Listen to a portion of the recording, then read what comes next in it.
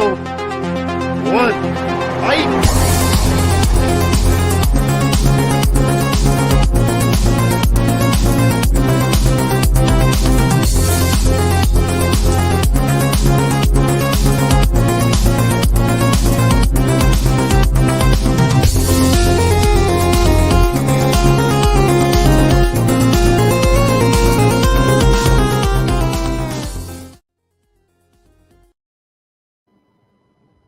What is up, guys? Welcome to Tournament Fights Versus episode number 2. So this is our kind of spin-off series. I mean, it's the same tournament fights you know and love, but with a slight twist where we take 32 of one topic versus 32 of another topic. We try and have similar topics that pair pretty well together. So tonight we are doing Robin Williams versus Jim Carrey. So this will be a fun one. 2 comedy powerhouses, and I think that Robin Williams has slightly more movies that he's done over his career than Jim Carrey. So he's maybe got 1 or 2 extra, but we got it as even as we could, and it'll be fun to talk about it, see which one comes out on top. So I am your host, Jordan Movie Hero Anderson, and I'll go ahead and introduce my panel for tonight. So first up, we have Jordan Owens, JPO. How's it going? Doing good. Happy to be here talking 2 of my favorites, man. As a 90s kid, these dudes were the 90s, man. So I love me some Williams, love me some Jim Carrey. Yep. It'll be a fun one. We also have Jacob Barber. Hey. 2 flies are on a piece of poop. One farts, the other one says, "Hey, I'm eating here." How Is that crass. from one of their movies? Is that like a quote? No, it's just funny. Okay, sure. Yeah.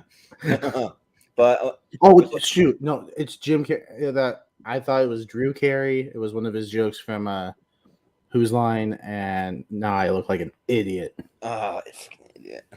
All right. Well, we'll just bring in Richie. He looks different since he lost all the. Oh no, that's a weird transition to bring me on. That's anyway, cool. Speaking of flies and shit, it's Richie. Anyway, no, good to be here again. 2 of my favorite actors. I think I've seen. I don't think I've seen most of their filmography. Like I don't. There's not many actors I can say I've seen most of their filmography, but these 2 I have. So yeah. Let's get Mr. Popper's Penguins to number 1. Yeah. Popping that poppers. We should have had Happy Feet on here. Didn't quite make it because I think I forgot about that. Yeah, that Robin Williams does a voice. We could have had Penguins v Penguins, but it's all right. No, what a missed opportunity. You didn't have quite enough room for all of them, but we also have joining us Malcolm Lay. What's up, Malcolm? Pretty good. I can't wait to see which of 32 of Robin Williams movies you chose, because he's got almost 64. You could do a whole tournament fights on his filmography alone. Yeah, for Robin Williams, yeah, for sure, yeah. And then just for everyone on the panel, I'm pasting the. Or actually, no, I was going to paste the list in there, but actually, this is tournament fights. I don't need to tournament fights. I do that. No, I only need to do it for tier ranker fights, so we're good. Remember what show you're Scratch hosting that. there, Jordan. Yeah. Tournament fights was the other day, and this was tier ranker. Yeah. This is a tournament. All right, welcome to Rank Up. I'm Malcolm Lay. Wait a minute. Yeah. But welcome to the Lonely Marks. There's 3 of us here. That's good. Yeah, what show are we on, guys? But so I'm gonna try my best without my co-host to keep track of all the votes. I mean, if you guys can maybe just kind of help out a little bit. Jacob. I mean, it's okay, Jordan. Just kind of keep me straight here. So you don't worry about you just click the pictures. Yeah, sounds good. But we'll have Austin joining us here shortly. He's dealing with some people that called in sick to work. But and this time you can't undo the decisions we make, Austin. So no, yeah. But he is listening. He's here. So oh, that's creepy. Yeah. But we'll go ahead and jump right into it. So basically, how it works for anyone that's tuning in. I know all you guys have been here and done it before, but how it works is we took 32 Jim Carrey movies. Actually, technically, I think we had 30 Jim Carrey movies and about 34 Robin Williams is what it came down to. We put them in the tournament of 64, and you just simply vote round by round till we crown a grand champion. And you have to vote no matter what, even if you haven't seen the either the movies. You just come up with a reason. And we like to have fun on tournament fights. You can literally vote for any reason. You can vote because you love the movie, you hate the movie. You can make up some reason. Like Austin. For our show yesterday, he was just voting for which one came first in the alphabet if he hadn't seen it, so he just went alphabetically. So because for yesterday we did me versus Steven, our favorite TV characters, and half of them he didn't care about. He's like, I don't care. Like this one starts with B. Sure, vote for that one. So yeah, so you can vote for literally. Looking good for your eternal sunshine, Jordan. Well, we'll see. Right? We'll see. I said that's looking good for your eternal sunshine. Yeah. Close to the beginning of the alphabet. It's close. I'm sure there's Awakenings might win though. Once it goes against Ace Ventura, and then you're shit. Ace Yeah. Ventura, yeah. Or I mean, like, or AI. Robin Williams was voicing that movie. Oh yeah. But AI is not on the list, but with the other one. But yeah, so we'll go ahead and we'll jump into it. Let's see. So I'll reveal the first pick. Oh, and just to remind everyone, we go. Turn orders go in the order that we appear on screen. We start at the bottom of the ladder. So Malcolm, you will have the first vote. We don't have any tiebreakers yet. Once Austin gets here, we'll have tiebreakers. And for anyone tuning in, you can see how those work when we get to that one. So I'll go ahead and reveal what we have for the first pick. We have Flubber. I'll zoom in up. Insomnia. So interesting matchup here. So we'll start with Malcolm. Which one you want to go for here? Yeah, this is actually quite tough for me because I do really love Flubber. I think it's one of those ones I watched a lot as a kid growing up in that. But that being said, Insomnia is a surprising sort of dramatic turn for Robin Williams I didn't expect, and I think he does it really well, so I'm going to vote for Insomnia. Yeah. Sounds good. Richie, what do you think? Yeah, it's not that hard, to be honest, for me. I mean, Flubber remake of Jerry Lewis movie, Absent-Minded Professor. And yeah, it's I mean, I liked him when I was a kid. I will give a shout out to Christopher McDonald, who was like the best comedy villain of the 90s. Right. He's great in this movie. And it also starts like I can't spoil it if you haven't seen it, but he starts off with him missing his own wedding, and then you think, oh, he's going through his arc. No, at the end, he's literally going to on his wedding via via online. So he didn't learn anything. Anyway. Yeah. And yeah, I mean, it's got its moments. It's quite funny, but I don't know. I don't hate it, but Insomnia is far better. I love when Robin Williams does dramatic turns. I think he's a fantastic actor. So Insomnia, definitely. Yeah. Well, Jordan, what do you think? This is even easier than Richie said. Nah, I was never a big Flubber guy, even as a kid. This wasn't one I run back to. Insomnia is really good. It's a different kind of Robin Williams performance as well. Pacino's really good. Arguably one of the last great Pacino performances. Nolan, it's Insomnia all day, every day, twice on Sunday. Yeah. Well, Jacob, what do you think? I decided before we started that I'm gonna vote based on which movie I would rather watch right now. That's how I'm voting this entire time.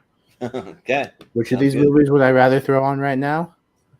I'm in more of a fun mood right now, so Flubber's gonna get my vote.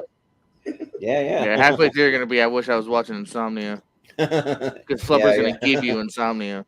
Yeah.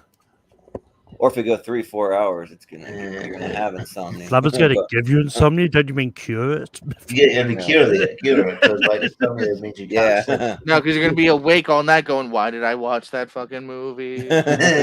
Yeah. Well, for me, Insomnia would have been the next movie I would have tried to watch. I just ran out of time. I haven't seen it, so because of that, I'm going to vote for Flubber, and I'm going to vote for it because the basketball scene. Because when I was a kid, I always thought that it'd be like really cool to like have something on your shoes that can make you jump that high and like dunk the ball. And then just for like the ridiculous lines, like the like really bad coach that's saying like there's no reason we can't go out and whip those guys, and like it's just like horrible dialogue. But as a kid, I didn't really care, so I'm gonna vote with my kid brain here. I'll vote for Flubber. So. The only like scene I remember vividly in that for some reason is where that like the flubber goes into that guy's mouth and comes out of his ass. Oh yeah. Yep. So, but it's gonna be Insomnia here. So, yeah. But up next though, we have Lemony Snicket's A Series of Unfortunate Events going up against Ace Ventura: Pet Detective. So we got 2 Jim Carreys. So, Richie, you're up first. What do you think? Yeah, I like Lemony Snicket's Series of Unfortunate Events. I think it's good. I think Jim Carrey does a really good job here. It's also got I think Emily Browning, who's an actress. It's a good movie. But yeah, and like I do prefer it to the Neil Patrick Harris TV show we got later on. Honestly, I can't go past Pet Detective. I think it's I think it's great. It's like you couldn't see anybody else in this role. It's fantastic. Far better than the sequel. I'm going to throw that out there. It's going to come out later, but I know someone here who really likes that movie, but no, fuck that. I'm going to go Pet Detective. Yeah. Well, Jordan, what do you think? Those are pretty much my sentiments. I think Carrey's really good as Olaf or whatever his name is in Unfortunate Events. A character that you kind of need an actor like that to make it where he's horrible, but you're kind of entertained by him. And it's an interesting, unique tale. But man, come on, Ace Ventura. He's one of the reasons we're talking about Jim Carrey still to this day, and we absolutely love the guy. To me, this is a big reason why. I love Ace Ventura. I like the sequel too. We'll talk more about that later. But I do love this one more, so I gotta go Ace Ventura. Yeah, we gotta get to the sequel before Austin gets here and craps all over like he does. But because I love the sequel. But Jacob, what do you think here? Yeah, these are 2 Jim Carrey movies that I haven't seen. So you haven't seen Ace Ventura? Yeah, come on. What? What the hell, Jacob? And now, because of that, which one would I rather watch? No. Lemony Snicket gets my vote. Ooh, you haven't seen Lemony Snicket? What? How dare you? Yeah. See what you did there, Jordan. But for me, so I read all the Lemony Snicket's books. The books are actually really, really good because they have all this kind of stuff that's like warning you that it's going to be a horrible, like all these horrible events, and it's not going to be a very pleasant book, and like really dark, all this stuff, and we were just talking like books. I think that Lemony Snicket's would beat out a lot of these movies, but Ace Ventura though is a classic. Like it's so good. And I've gained appreciation for it over the years because I like the sequel better, and because of that, like I always kind of like had this kind of like bad mindset about Pet Detective, but I've gone back with like an open mind. Like I've learned to like you gotta have open minds when you watch movies, even if you think it's gonna be great or horrible. No matter what, try to have an open mind. So I am gonna vote Ace Ventura because it is hilarious and awesome. So yeah. But Malcolm. Yeah, as soon as I saw this matchup, I knew it was going to happen. I like Ace Ventura. Out of the 3 that he made in that year, Ace Ventura is my least favorite out of the 3. But I think A Series of Unfortunate Events is really, really underrated. Look, I'm one that also did like the TV show just because like they managed to adapt the books sort of better and get everything in. Yeah. But with what the movie did and with combining 3 books, it worked just as much. I really wish it did better at the box office so we could have gotten the sequel and the rest of the series, because I would have loved to see him Jim Carrey continue on as Count Olaf, but Yeah. series of unfortunate events would have got my vote here. I would just like to Alright. point out, real quick, going off Letterboxd, Jacob doesn't have time for Ace Ventura, but does have time for the Flintstones movie, Sleepaway Camp, Croods 2, Trolls 2, and every Annabelle movie. Ooh. Yep. All right, continue. Well, I mean, I would watch all Well, those Ace movies Ventura. over Ace Ventura. Hey, moving on. Jordan, Shut up, did I you will forget go on- I can do this. What? Oh yeah. And Malcolm Yeah. gave Shawshank 3 Yeah, stars. I yeah. also do Never this, forget. Jordan. Yeah. Good, screw up the order, Jacob. yeah, Funny move it joke. up. Screw up the order. I can also fix it. Okay. Don't forget that I gave Jacob a little bit of the power here. So, It's gone right through his head. but So what do we? Before we get on, what do we all think about Ace Ventura Jr.? oh yeah, No. Never seen it. Unfortunately, they couldn't get to him, so we will not talk about it tonight. yeah. Well, it doesn't. Jim Carrey's not in it, so I know. I just said that. Yeah. I just But want to let people know it exists. Jim Carrey's not in it, so it's not. or on they the list, guys. animated series. What about that one? Best Yeah. family comedy of all time. We'll talk about Yeah. it. But we have Jacob the Liar up against Hook here. So, Jordan Owens, you're up first. So, what do you think? It's definitely Jacob all day. It's a beautiful. Just kidding. I lied. Get it? I'm Jordan the Liar. Liar. No, I think I saw Jacob once, and like, there's some good moments too, but it's also a little bit messy in the narrative. Hook, I really like. Some great, memorable scenes in Hook. That was a big VHS rewatch back in the day, so definitely got to go Hook here. Yeah. Well, What do you say, Jacob the Liar? you have to, Jacob, are you gonna be the liar tonight? Or are you gonna be honest? I have never lied in my life. That's a lie. Yeah. Well, that's a lie. You guys got the joke. No, again, if these two were in front of me, which one would I rather watch? I'm going to go with Hook because I know I'm going to enjoy it. I'm sure Jacob the Liar is a good movie. I mean, it's got Robin Williams in it, and most everything that I've seen with him I enjoy just for him alone. But Hook is like I know I'm going to like it because I've seen it several times. So Hook. Yeah. Yeah. For me, I probably got to go with Hook as well. Just for the cast alone, I mean, with Dustin Hoffman in there, I mean, Julia Roberts, Bob Glenn Hoskins. Close. Yeah. Dante Basco, he's fun, and some Rufio in there. So, yeah, and like I think that they do a great job with all the set pieces, all the costumes, the music, all of that stuff. Jacob the Liar, it's a good movie, and I think Robin Williams gives a great performance. He does a really great German accent, just like spot on. Like he's pretty good, but I just think though overall Hook is a lot more enjoyable movie. So, and I'm also glad we don't have some of the Schmodown people that we had before, that because they all hated it. We had like Chance Ellison and Paul Preston and JTE. They hate this movie. So yeah, I'm gonna go with Hook. But Malcolm. And yeah, it's not spelled the same way, Brian. So I it could be no Jakob. obligation. It could be Jakob the Liar. But Brian always votes for Life of Jacob, Brian. yeah. I mean, Probably is Jacob. I mean, he's playing a Polish person, so I think that That's a Polish accent. That's what he does. Whatever accent he does. So I good. think that is probably how it's pronounced. Can you Jakob. say it's perfect if you don't know what accent it is? Well, it sounds like whatever country that he's in. I mean, with the Doesn't locals do. You don't know there, what though. country it is. You can't compare it if you don't know what country it is. I mean, Very I European. looked up It the sounded movie. good. I looked up the movie synopsis, and it said he was Polish. Yeah.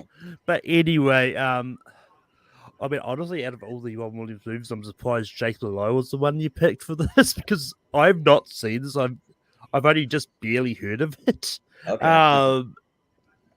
You lie. But You go. But I'm going to go for Hook. All names. It's really good. Yeah. Sounds good. Richie, what do you think? Yeah, like I said, I've seen most of Jim Carrey and Robin Williams' filmography. I was meant to get around to Jacob the Liar, haven't. So that's one of the few movies I haven't seen. I might get to it eventually, but it's not high on my watch list. And Hook is great. I know it's divisive, but I think it's fun, and a lot of rewatches as a kid, like John said. So yeah, Hook definitely. You know, my younger brother went through like a Hook phase where like he was Captain Hook for Halloween, and then he had a Hook birthday party, like a themed one. Kind of interesting, but yeah. Run home, Jack. Run home, Jack. So Hook With it that, is. we Send send Hook to the next round. Yeah. I was about to do that joke. Yeah, I forgot. Jacob got to it first. Yeah. But we have Dumb and Dumber going up against the world's greatest dad. We do have some horrible movies on here, so this might be one of them. But well, anyway, I'll get to it. yeah, we can talk about it. But Jacob, what do you think? We are going to talk about it.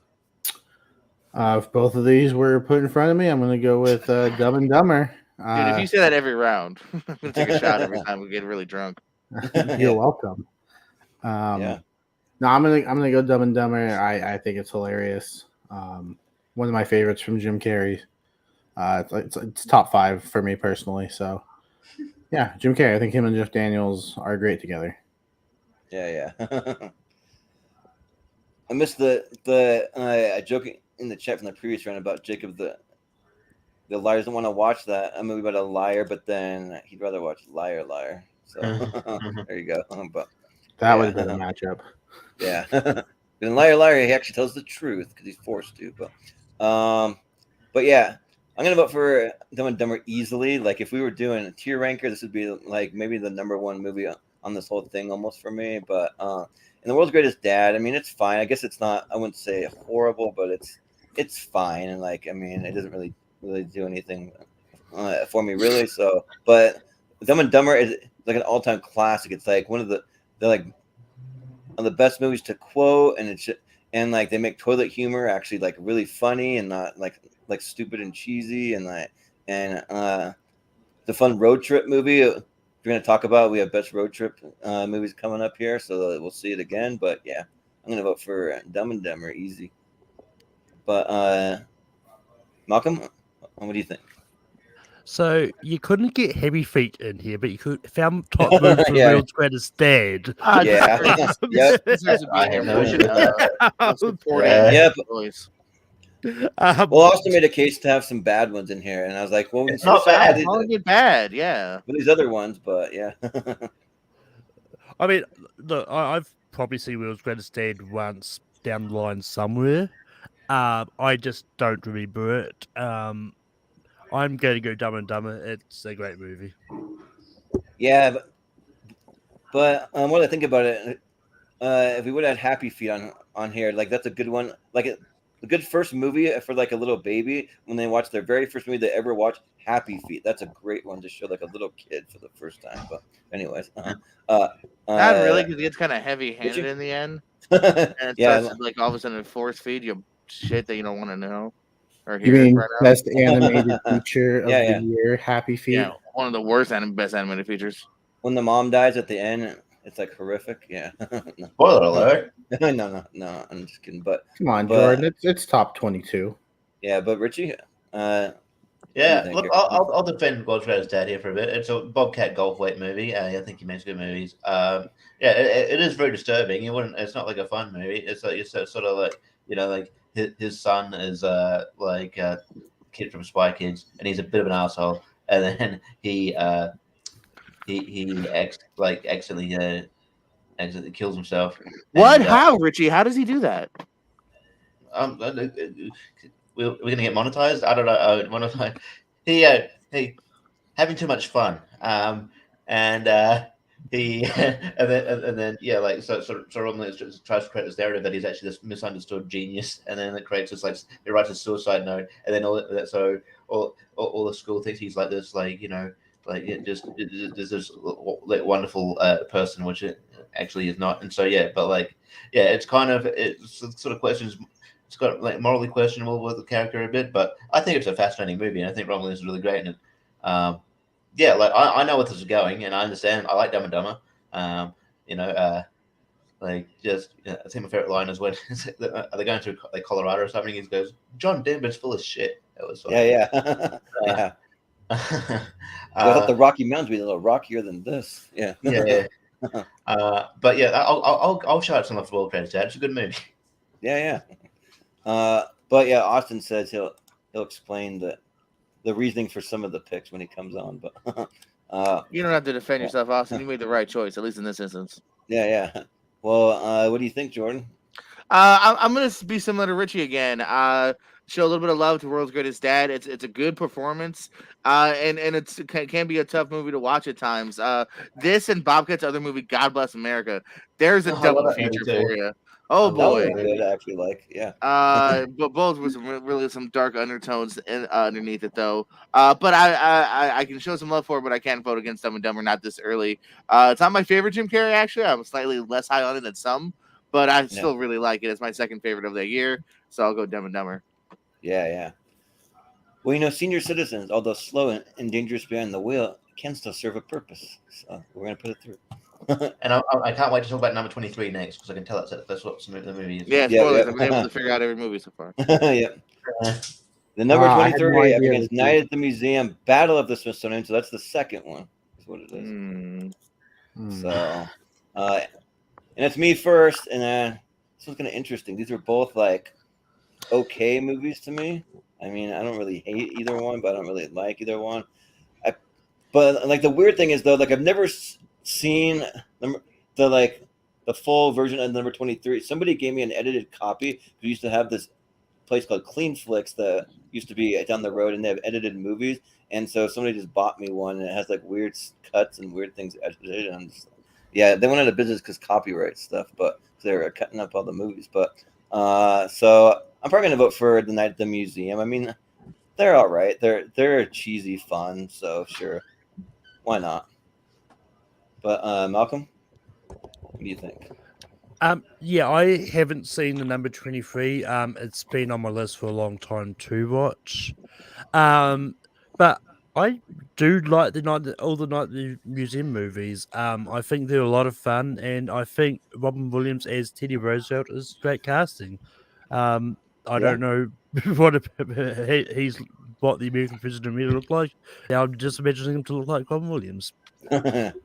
Yeah, it looks pretty similar, I would say, from like photos I've seen. But Richie, what do you think? Like number 23 is a very nutty movie. Like it's it's just very very conspiratory. Everything adds up to number 23. And I remember when he was doing the press tour for this movie. I feel like Jim Carrey actually buys some of the kind of theory in the movie. He was definitely tapping into it. I don't know who actually thinks that, but yeah, it was weird. It's a weird movie choice to do. Like the best thing about this movie, it introduced me it's got a decent soundtrack and introduced me to the band She Wants Revenge, so it's a good they're a good band. So that was the only good thing that this movie did. Nice. Other than that, it's forgettable. I feel like it's weird. I'm really I'm not really passionate about the museum movies, but it's Battle of the Smithsonian is better than number 23, so that's where my vote will go. Yeah. Well, Jordan, what do you think here? Again, Richie is stealing my ideas. Now, I'm one of the rare defenders of number 23. When I say that, I mean it's not the worst movie. It's watchable. It's interesting. And again, it's something that you kind of haven't seen Carrey done before or since. Yeah, it's different.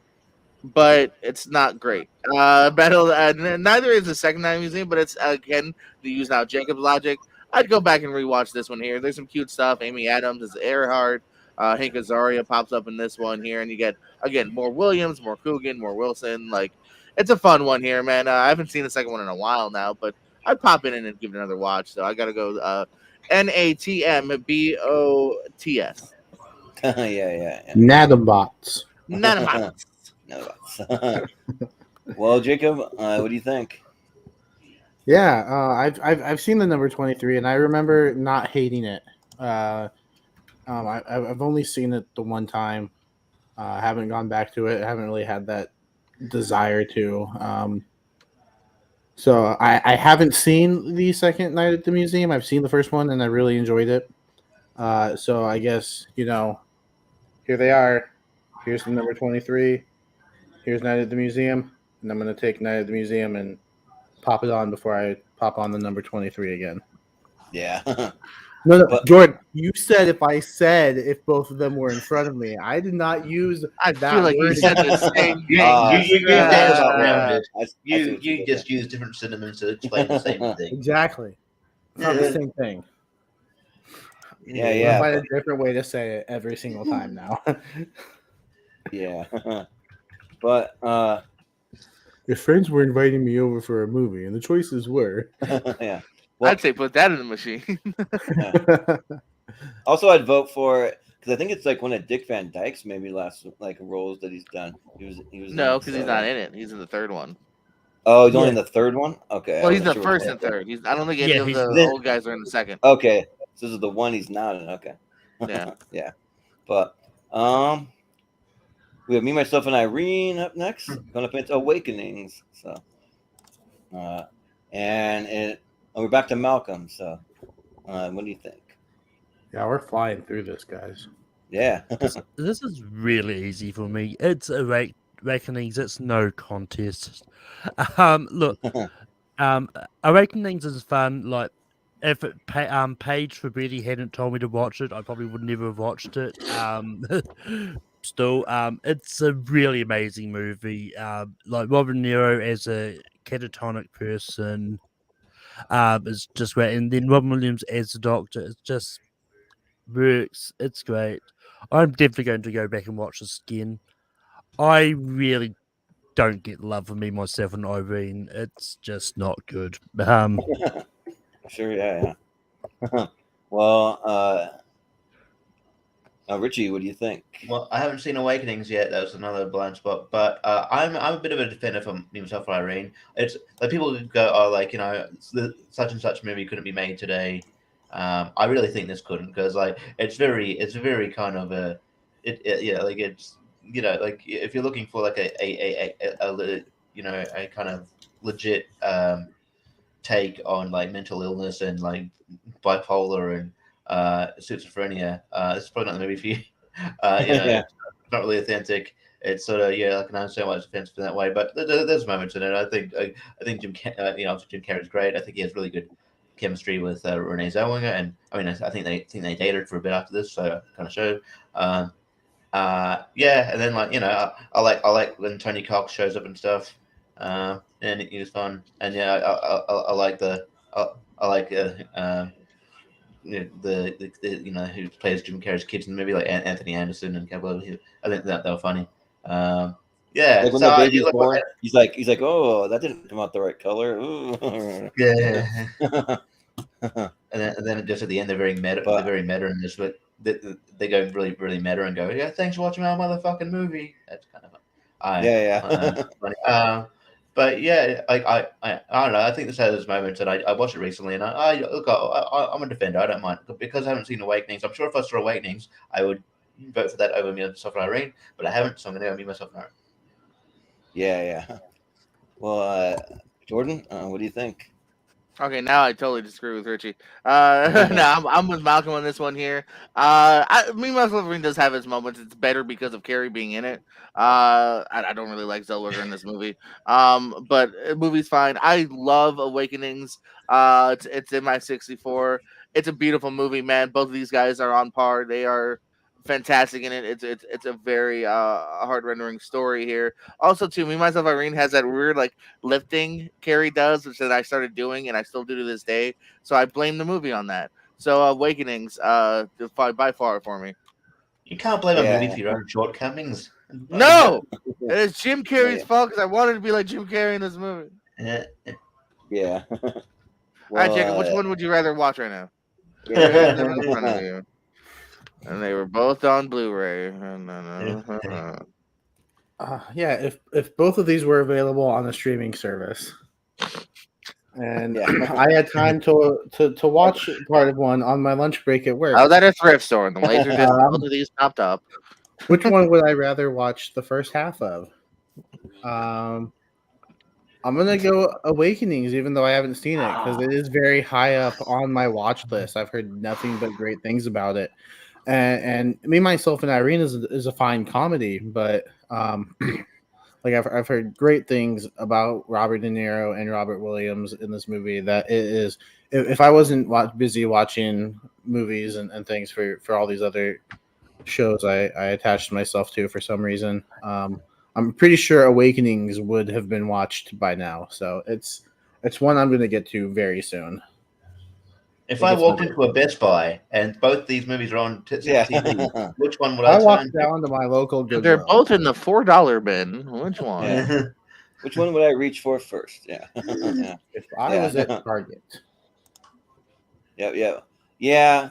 For me, I've never seen Awakening, so it's one of my blind spots. So it makes it kind of hard to vote for. But for me, I just like the alter ego in myself and Irene when it becomes like Charlie or whatever, and then he just like starts saying like way off the wall stuff, kind of like hard R type stuff as to why it's rated R. When he's like price check on Vagiclean. 5. He's like, we got a customer down here with the phone. Yeah, I did Phone sneak goes, watch "Just this making a movie loaf when of I was a bread." kid. My parents wouldn't let me watch it. Yeah. Yeah, like it's pretty vulgar. He's just like, well, I guess he likes the cock after all, or just like all these like crazy sure I things. watched So that one. yeah, like it's just kind of fun because it's like kind of shocking when he goes into the alter ego. And for me, like this is one of the few movies where I actually like Renee Zellweger in this compared to other things that she's been in. I don't love her, but like compared to to other stuff she's done, I would prefer in this. So I'll vote for me, myself, and Irene. Also, mad love to that cow in this movie that gets shot in the neck like 10 times. Oh yeah, yeah. No, no No, cows were harmed during the making of this thank you, movie. Jacob, for making the right decision. But it's going to be Awakening, so yeah. Because I would have been so upset if this didn't make it past round one. Yeah, it's one I'll have to check out for sure. But we have Aladdin. Which one? The Will Smith one? Or the... No. Going up against Dark Crime, so it might be pretty easy. Do we really? Crimes on Easiest one of the night so Dark far. Crime, Yeah, a movie that got 0% on Rotten Tomatoes. 0. Are we really going to go one by one, or we just want to move along? No, we can just say I want. Has anyone seen this movie, Dark Crimes? Sadly, no. And I love Carrey, and I'm like 90% complete on his filmography, and I still haven't gotten to it. Yeah, Yeah. This is the first time this has popped up. Like that was a movie. Okay. Yeah. It was a movie. I don't know if it's worth watching. Like, most It people have just seen looks that. kind of dark and dreary. I heard. Too late. You're not here. You can talk about it later. It ain't moving Yeah. on. Yeah, yeah. I think it's on the list because he forced himself to No, watch no. it. It No, no. deserves, it Save deserves Dark to be Knight on for the later. list. It's a starring Jim Carrey movie. It just I never got to. Well, that's the thing. I think Jim Carrey only has a limited filmography. He's only got about like 30 odd, and I think Especially Yeah. if a you lot, just go with stuff there's a that lot he's of actually movies in which he's it. got Yeah. just a cameo. All right. It deserves to be on the list. Just unfortunately, no one has Yeah, it. yeah. I'm not saying it doesn't. Like, to be It was fair, also like, I mean, anyone I going to know- vote for it against Aladdin? No, I know no. Austin wants 3, to- 2, 1. Austin- Aladdin. I know Aladdin. Austin wants it to be later, so Dark like Crimes. he can vote for it. I mean, but Yeah, yeah. it won't Well, make well- any difference. It'll just be 1 versus 1 So, and 4. what- Yeah, well, no, yeah. that's what I'm saying. You know, who can talk about it later? Talk to us about it. Tell us if it's worth watching, but move Aladdin in for now. Yeah, you can Yeah. tell us all about it. We'll move Aladdin on, but you can tell us about it, Austin, when you come. I do want to see just so I can complete my gym filmography, but Yeah, I didn't know this was a thing, so I have to watch it now. Okay. it got delayed. Like it was done like a good 2-3 years prior, then it finally leaked out in the U.S. But it was because of COVID or something? Or? No, just because I think they knew like it was just kind of dreary with the shitty ending, and just people weren't gonna want to see it. Okay. Like no one else is in it too. Like there's no other actors you know of. You know, Yeah. Well, I believe it was filmed Another country. like as a foreign movie. Anyway, Yeah, yeah. that's what I'm saying. I don't think they ever had hopes of it being like a wide release in the U.S. All right, what's Well, the next matchup? well, Next Well, match. We'll play the game here. Can you guess what the next movie is by that much? Bicentennial Man. Bicentennial Man. Yeah, yeah. I did kind of scroll down a little earlier. I think I revealed a little bit. Oh, that's a new fun game. But, Let's yeah. do that every round. Yeah, yeah, right. But It's the tippy top. Bicentennial Man versus Fun with Dick and Jane. oh damn it! So, and it is Richie first. Okay, cool. For whatever reason, I remember like when Bicentennial Man came out, it didn't get that great reviews, but I love Bicentennial Man. It's definitely I think he's so great in this movie, and I just say I think it's like charming as well. But like also it does suffer from being like a very long. I think it is probably long. it could probably take afford to take like 20 minutes off. Fun Dick and Jane is good. I think it's a remake. I'm pretty sure. And it's a decent movie, and it's got some good moments in it. But I probably have more fond memories of Bicentennial Man, so that's where my vote will go. Yeah, Bicentennial Man, 2 hours and 12 minutes, so it's not crazy, but it's still a little long. Yeah. Yeah, you do feel that 2 hours. No, I'm back along with Richie now. I've grown to actually warm up a little bit to Dick and Jane over time. I didn't really like it a hell of a lot the first watch; thought it was just fine. But it's something I've actually gone back to a couple of times. It's a great kind of background, kind of like past the afternoon kind of watch here. Jim Carrey is quite funny in it when they get to actually like robbing and doing some shenanigans. But I do kind of have a soft spot for Bicentennial Man. I remember it not being like what you said, totally loved, but there's a lot of heart in here. And I love the ending. You do feel the length, but I love the ending. So I'm gonna go Bicentennial Man. Yeah. Well, Jacob, what do you think? If I was strolling through Walmart, doing some shopping, and I decided to, check out the Walmart dump bin that they have with their, $3, $4, $5 DVDs. You have to start going to places that are closed, like Suncoast Video and movies were in City there, and I soon. picked one of them up, and I said, Bicentennial Man, Fun with Dick and Jane. Which one do I think I'm going to watch first? Which one do I think I'm going to watch more? It'd probably be Fun with Dick and Jane, just because I think it's an easier it's more fun watch, in my opinion. Fun with Dick and Jane is going to get my vote. Yeah. More fun. It has the word dick in it. Jane. He said, Man. he said Dick, said and then he fun. said Jane. Yeah, but yeah, for me, like I'm a huge Bicentennial Man fan. Like I think this movie's great. Like first time that I saw it, I think I even cried in it. Like the movie is like pretty powerful, and yeah, like it's a cool journey that he goes on, and fun with Dick and Jane. I mean, just that, like it's fun, but I'm not gonna say that's a bad movie. Like for some reason, I always remember like one of the scenes that always makes me laugh when he puts the tape all over his face is like stretching his face in like different directions and stuff. So that's You're like, thinking Yes Man. wait, what? That's on Yes Man. I don't think it's on Fun. Wrong movie. It's on Yes Man because like I swear that he was working at a bank, like and like No, that was Yes Man. That is Yes Man. okay, so yeah. Well, Have you seen this movie?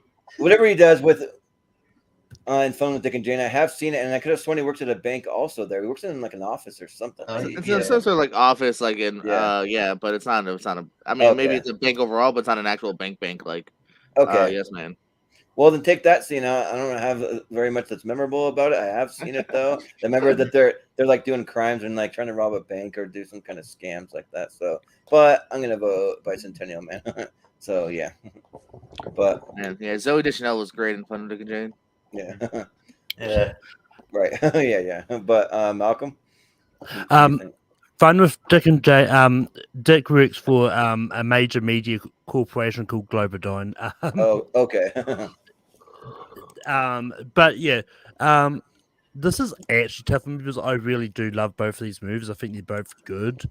I mean, look, Fun with Dick and Jane's got a lot of great quotes like, "Do you have any idea what I had to get through to get that form? No, let me guess. A fifth of scotch." But yeah. But yeah, but just like Flubber, Bicentennial Man is another one of those movies that I watched a lot growing up. Haven't actually seen it since. I really do want to see it. It's just not easy to find. It's like they're not putting it on streaming service at the moment. But so I'm gonna go Bicentennial Man. Yeah. I do. Have fun with the Fun with Dick and Jane parody books. Have you ever seen that where they just add a bunch of like cuss words to it? So it's like sink the fucking cut, Dick. And like at a different. Well, they're at like a miniature golf course and they're doing random things. Yeah, it's like something that like if you bought it for your kids, like how shocking would it be to little kids? But yeah. But shout out to like I was meant to mention this. Shout out to Oliver Platt in Bicentennial Man. I miss that guy in movies. Yeah. What a piece! It's What a pretty good. piece of shit! What a piece of yeah. But Bicentennial Man it is. So, all right. So moving on, we have Kick-Ass 2 up against Fern Gully, The Last Rainforest. So, It'll be JPO. You're up first. Ooh. Yeah, I think I'm gonna go Fern Gully here. Is where my gut's going. Kick-Ass 2, not as good as the first. I like Jim Carrey's character, and then he unfortunately doesn't even make it, I think, to the halfway point. Spoilers. Yeah. And yeah, I just think it's a slappier sequel. It actually even like it does some of the cliches the first movie makes fun of, which I always found funny. Like the first movie does like the whole like, oh my dad, I'll avenge him, and they make fun of it, and then the second movie they kill the dad and he avenges him. Yeah. And I always thought that was funny. Yeah. It's all right. It's very bloody. A lot of deaths in it too. Like it just doesn't totally gel for me. Fern Gully, I really dug as a kid. The visuals, the story beneath it too, as well as being entertaining. It's not something I've seen in a while, but that's where my heart's going. I'm using the logic of if they were both in front of me, Fern Gully. Yeah. Sounds good. Jacob, what are you gonna go for? If I was strolling through Barnes and Noble, There you go. looking at self-help books and how-tos, and decided, hey, you know what? Let me go check out the movie section. And I get to the movie section, And you go, I'm this shit's scrolling through overpriced. And animated. leave the movie section. It's Barnes and Noble. and I see Fern Gully. I'm gonna pick it up. If I see Kick-Ass 2, I'm gonna pick it up. I get to the checkout and I realize I don't have enough. I got to put one of these movies back. Which one am I going to put back? I'm probably going to put Kick-Ass 2 back because Fern Gully has the baddie rap, and the baddie rap is fantastic. Yeah, let's be honest. Barnes and Noble's overpriced. You're probably putting both back technically because you can buy. How much here? Real logic. $14.99. I get it for $4. I put it back. Never mind. I don't want it. $16.99 for phone. If I was strolling through Borders books or whatever, like, hey, you can't take future places away from me. Circuit City off the board. Borders off the board. No, you're fine. But yeah, like the rap, like, yo, the name is Batty, the logic is erratic, potato in a jacket, toys in the attic. Yeah, I gotta go for the Fern Gully, and Kick-Ass 2 is fun though. Like I do like it, but I mean, I just probably gravitate more to Fern Gully. So yeah, Fern Gully. But Malcolm? Yeah, Kick-Ass 2 is decent. Like Jim Carrey doesn't have a big role in it. Like he's got a big enough role there. But if I was strolling through the very last blockbuster in the world, the movie I'm going to pick up is Fern Gully. Yeah. Sounds good. Richie, what do you think? Yeah, I won't steal Jacob's bit. Just say that, the Kick-Ass 2 was fine, but like, I remember being disappointed by it. Like Jim Carrey even hated this movie. He didn't promote this. He refused to promote this movie. I don't know why. He didn't like the violence. He didn't like how violent it was. Yeah, and it does get super violent. Yeah, he just it was sort of like an Edward Norton Incredible Hulk thing where he just like, I'm not going to promote this fucking film. But yeah, and Fern Gully, like it's definitely one of the first sort of movies I saw as a kid. I remember having it, wearing out the VHS, and Robin Williams was great in it, and it was sort of a genie performance before he was genie. It was almost like an audition to play a genie.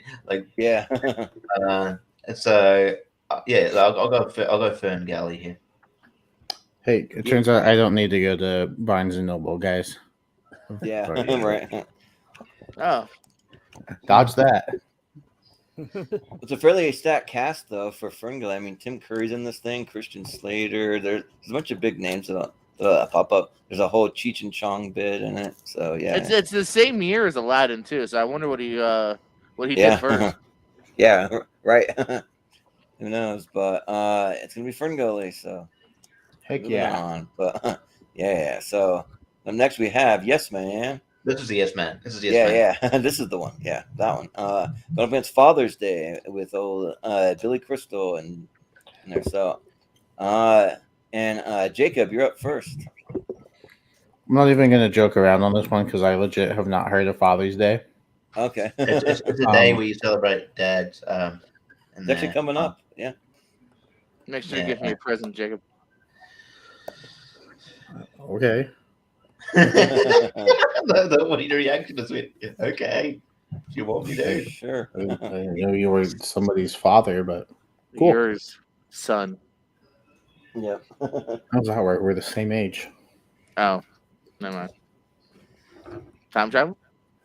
Oh, okay. So if So I you was voted at a for yes, flea man? market and I stopped at a seller's table and they had both of these on there, I'm gonna look at Father's Day. I'm gonna say, "Oh, that's interesting." Never heard of it. But I haven't really heard of it, and I don't want to take a chance. I know it's only $2, but I'm gonna put it back. And I'm gonna get the movie. I know I'm gonna get some enjoyment out of it, and so the flea market seller is gonna get my $2 for Yes Man. Well, the guy's like, but you Yeah. could have both. Two Sounds for good. two. Two Um, for two. Take it. Yeah, I've You heard of probably Father's would, Day. actually. That's I how haven't flea s- markets work. I give you both for $3.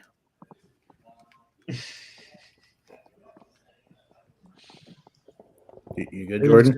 Jordan frozen. I thought we like pissed him off, and he's like, I don't want to talk now. Right, he said, You still I've hear heard me? of, Or did it wig out for a minute? Like, Okay, You you're can back. dabble, you're good. it, We got you. froze for a second. I But, thought we pissed you off. Yeah, like so it finally happened. yes, man.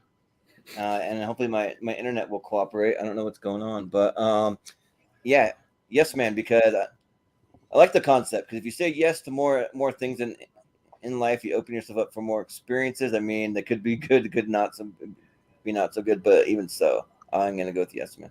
So Do you really believe that? I kind of do, kind of. But Then say yes. yeah, but, yes. But Malcolm. but yeah, I've heard of Father's Day, but haven't seen it.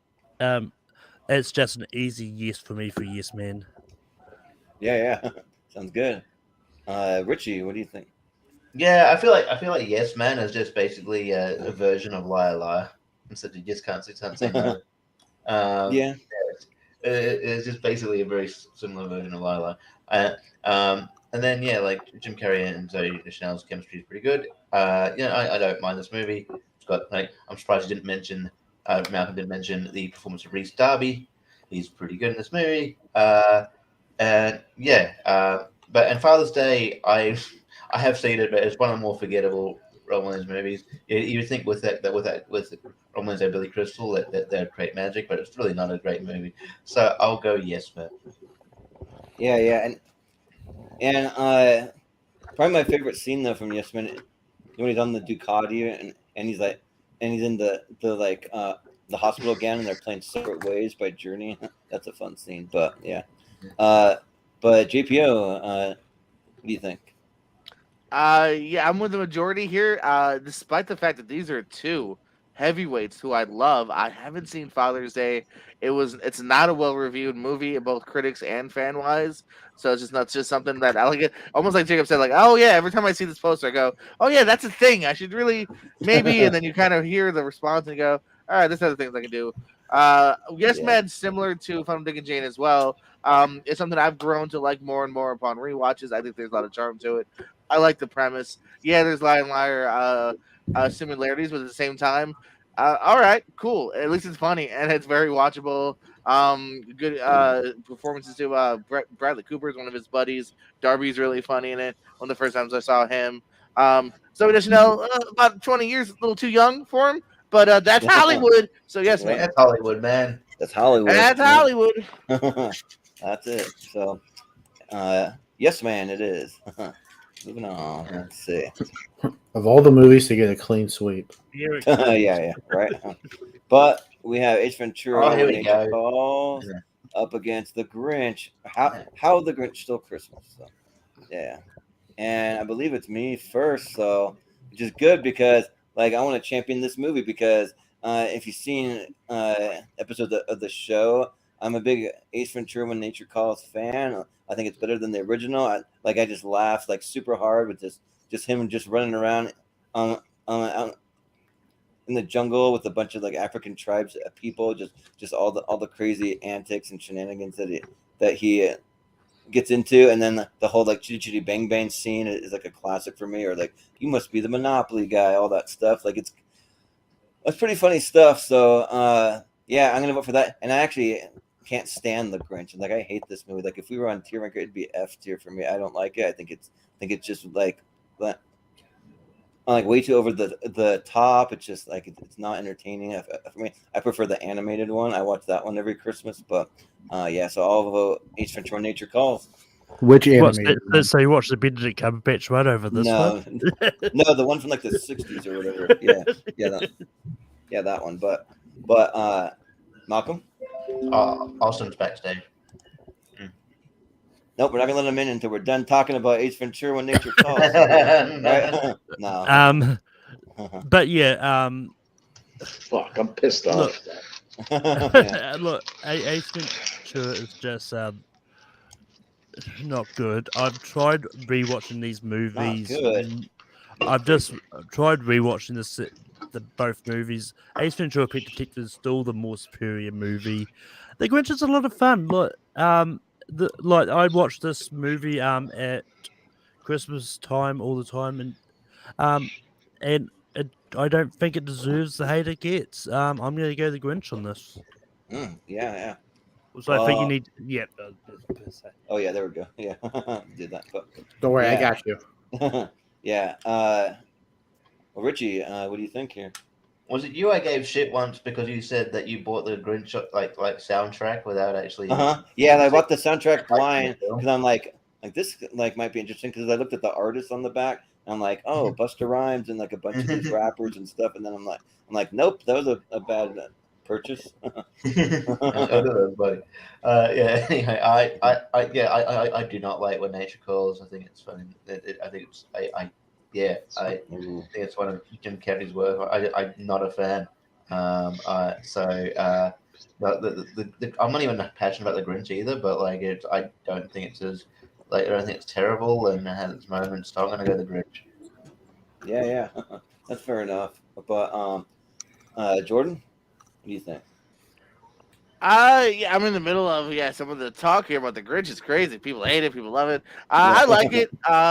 It's not something that I'm a super revisitor of, but I like it. I think Carrey's really good. I do also have kind of a soft spot for Ace Ventura: When Nature Calls. There's some really great scenes within it. It is not as good as the first one, but I do dig it. I do like it. And again, if I was in a circuit city and both of them were in front of me, cops would come because they'd be like, "Why are you in this closed down circuit city?" But on the way out, I'd be holding Ace Ventura 2 as I try to avoid the cops. So Ace Ventura 2. Trespassing, yeah. But Jacob, what do you think? If it was movie night and we were doing the Jim Carrey theme and it came down to these two movies, I would say, hey, let's do Ace Ventura: When Nature Calls because it's not Christmas time right now and we can't watch The Grinch because that just doesn't make sense. No, so I'm gonna go Ace Ventura here. Yep. You're creating your own story. You could have made it Christmas time. Well, welcome to the show, Austin, and what a first match to come in on. Jesus Christ, dude. Yeah. I had a fucking horrible night at work, so I'm like pissed the fuck off. So if I rant about a lot of these movies, like you'll just have to understand, and this is only going to make it better or worse. So Jordan, I'm going to do a live snack hero, and this could go one of two ways. So I got that Ghost energy drink Bubblicious Strawberry Splash. Oh, nice. So this is either going to go good or bad. And it's going to make me angry. It's going to make me happier. Cheers. It sounds horrible, but we'll see. I don't know. It tastes just like strawberry bubble gum. Yeah. Okay. So it tastes like strawberry first, and then it tastes like you're chewing gum afterwards. That's not very pleasant. Because I don't want to be chewing gum right now. Dark Crimes. If you like watching Jim Carrey watch surveillance footage, boy, do I have the movie for you. That movie is boring, but you know what? Like, I'd rather watch it than some of these other, fucking go back to work. I'll tell you that shit, but we're not talking about Dark Crimes. Okay. As far as Ace Ventura: When Nature Calls versus The Grinch, if I was at an estate sale of an old man who died of autoerotic asphyxiation and then had all his movies on his shelf, and I walked in and it smelled like death, and then like walked over and they had the movies for $1 above the fireplace, and they somehow really liked the Grinch. Sale? Yeah, I was at David Carradine's estate sale. Yeah. And no, he's a big Jim Carrey fan. Yeah. So you got lucky, Jordan, because When Nature Calls is better than the Grinch because the Grinch fucking blows. So I'll say When Nature. Yep. There we go. Thank you, randomizer, because I don't know if it's going to go much further than that. But what did JPO vote for again? I just missed it. I'm on Ace Ventura. I'm with Ace Ventura. Yeah. Okay, so it's not a tie. It's 4-2. So you're lucky, Jordan. When Nature Calls makes it at least through one round tonight. 4-2. All right. Yeah, very lucky because I would have had to Yeah, this definitely tastes like you're chewing gum, which is like not what I want out of a drink. Yeah. But like it's what I'm drinking for my caffeine right now, so I don't really have a choice. So well, usually anything bubblegum flavor I'm not a fan of, yeah. Well, there you go. Just thumbs down, Jordan. For this ghost flavor. Save me some money. Yeah. Yeah, but all right. Well, next we have Jumanji, the one from 95, going up against Man of the Year. So that reminds me. My logic when I made the rough draft for the list, because I made this, so you can blame me if something's not on there. Okay. I started with all the prominent starring roles. So that's what I started with. Anything where they are the top billed performance in the movie. I then went to where they are the most prominent supporting role, probably, second, third, fourth build. If they were more part of an ensemble, i.e. Happy Feet, I only kept it on the border, if I was close to, and unfortunately I just ran out of Robin Williams movies, so Happy Feet just didn't make the cut. Sorry, it just didn't. No, all that makes sense. Happy Feet doesn't need to be on here. So, yeah, I know. But I never thought listening to it that you guys would be so passionate about what about Happy Feet? What Happy Feet? That was them. Fuck Happy Feet. No, I only made the joke because I didn't remember Rules Where Stand. Yeah. I'm not passionate about Happy Feet, and even though it's got, and George Miller directed it, I'm not even. I was like, nah. Yeah, I know, right? Yeah. Well, Malcolm, you're up first for this one. So, what are you gonna go for? Just like World's Greatest Dad, I really don't remember Man of the Year. I've probably seen it once, but but Jumanji is a classic. Like it's, I really love it. And it's one of those ones like when they announced they're doing the sequels with The Rock and Kevin Hart and that, I was skeptical about it, but they just added to the lore and didn't try to sort of shit on Robin Williams and try to recreate Robin Williams in the movies. That being said, I think Jumanji is great. Jumanji gets my vote. Yeah, sounds good. Richie, what do you think? I mean, Man of the Year has its moments. Chemistry between him and Laura Linney is pretty good. Oh, a guy with no political experience getting into the White House. What a wacky idea. Yeah, wacky, right? That could never work. A movie about that. Yeah. Yeah, I mean, it has its moments. It's all right. But yeah, Jumanji, I get, again, it's a childhood movie. I think all these is like a lot of childhood stuff, childhood movies. And yeah, it's great. And you also got like David Allen Greer, you got young Kristen Dunst pop up here. And it's great. The CGI is probably not, it doesn't hold up, but obviously it's not going to because it's in the 90s, so the monkeys look pretty bad. But it is very fun, and I wish they did a sequel with Ron Williams in it, but I do like the other one, what they did with the follow up. So not too mad about it, but yeah, the Jumanji all the way. Yeah. Well, Jordan, what do you think? I think Malcolm kind of said it nicely, which was, I think I saw this once, Man of the Year. It's one of those movies where it's like, it's fine. It passes the afternoon. I think the heart's in its right place. Williams is good, but I can't remember much outside of that. Jumanji, I really like. It's a really interesting concept here. Robin's able to play a couple different levels here. It's great for that kind of like 6 to 12 age bracket, which is exactly what I was growing up with this. So yeah, Jumanji by far. Yeah. Well, Jacob, what do you think? If I was introducing people to Robin Williams' filmography, Yeah. After asking them, how the heck do you not know who Robin Williams is? Yeah. Smacking the shit What out is of wrong him. with you? Yeah. I would then point to Man of the Year and say, if you get around to this, okay. But I feel like Jumanji is one that you probably should watch. So let's sit down and watch it together. Jumanji gets my vote. Yep. Well, Austin, what do you think? I like Man of the Year better when it was called Head of State with Chris Rock. It was like the same movie. Yeah. If anybody remembers that. Well, that one at least has Bernie Co-starring Jeff Mac. Jarrett, of course. Yeah, at least has Bernie Mac walking out, getting off a train, just smacking the shit out of everybody he sees, and that's funny.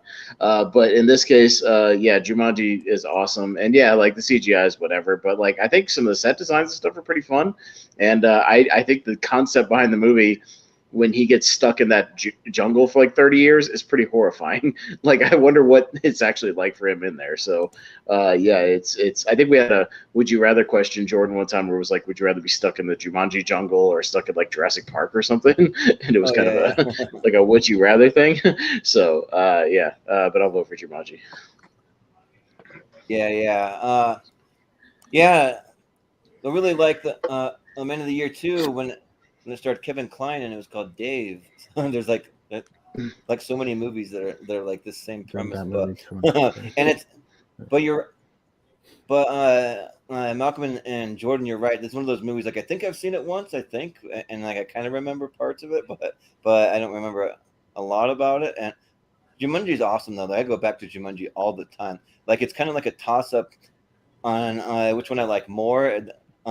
Between this one and the one with The Rock and Kevin Hart and Jack Black, but I think I actually do kind of like this one more. And I think for the time that all the special effects, they're pretty groundbreaking for the time, but they do not hold up because they're like one of the first of its time. So yeah, but I'm gonna vote for Jumanji, and also shout out David Allen Greer as the cop too. Like I like him in that movie too. I like Jonathan Hyde as one of the great British character actors of the 90s. The guy who plays the hunter and his dad earlier in the movie. Yeah, like he's also in like The Mummy, and he's in Did Richie everyone Rich. pick up on Richie that Rich on their and a bunch of first stuff. watch? Or Anaconda. Did everyone pick up on the Jonathan Hyde being both parts on their first watch? Or did it take them? Not on my first watch as a kid. It didn't. It took me Not going at back all. to it as an adult. Yeah. Going back to it as an adult, I'm like, oh shit! It's just like his That is evil the dad same with a dude. mustache. Yeah. Oh shit. Well, and think about this. Psychologically, was that made by the fucking game to look like his dad, to stalk, like have his dad stalking him throughout the jungle for 30 years? That's psychologically terrifying. See, this movie's deeper than you think. Yep. Well, which is why that the poster is kind of funny to me. Like he's all happy on it. Yeah. Jumanji. Yeah. The only thing I remember from Man of the Year is that Tuesday night is a bingo night in Congress. Okay. Good to know. You remember more than anyone else here. Tuesday night is the star of A Nightmare on Elm Street 4. Yeah. That's a real thing. Yeah. I prefer Men of the Year. Tuesday night. I prefer Congress Men are of all the Year with Ethan like Page 70 and years and older. So they all played bingo. That's the Men of the Year. Yeah, but I said I prefer Men of the Year. Okay. The sequel. Yeah. When there's only one of them, it's a Man of the Year. Yeah. If one can't make it, it's then the Man. I do the game. I guess what movie that is by revealing that much. Night in the Museum. Yes, One of them. Or the third one. Yeah. Yes, the third one. Yeah. So we got the Night in the Museum 3. Something about the tomb. Yeah. This is Popeye. Yeah.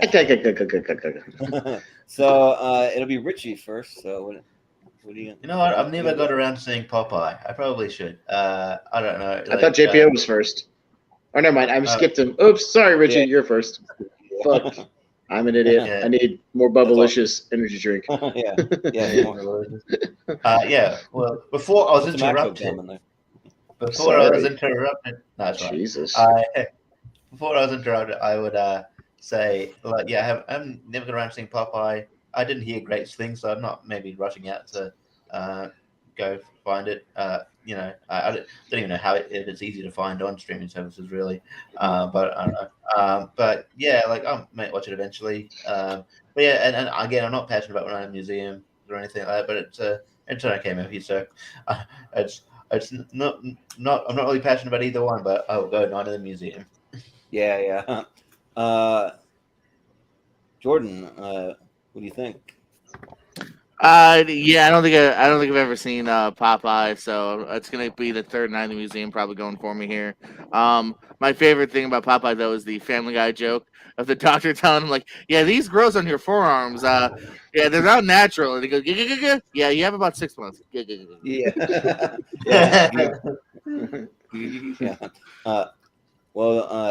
Jacob, what do you think?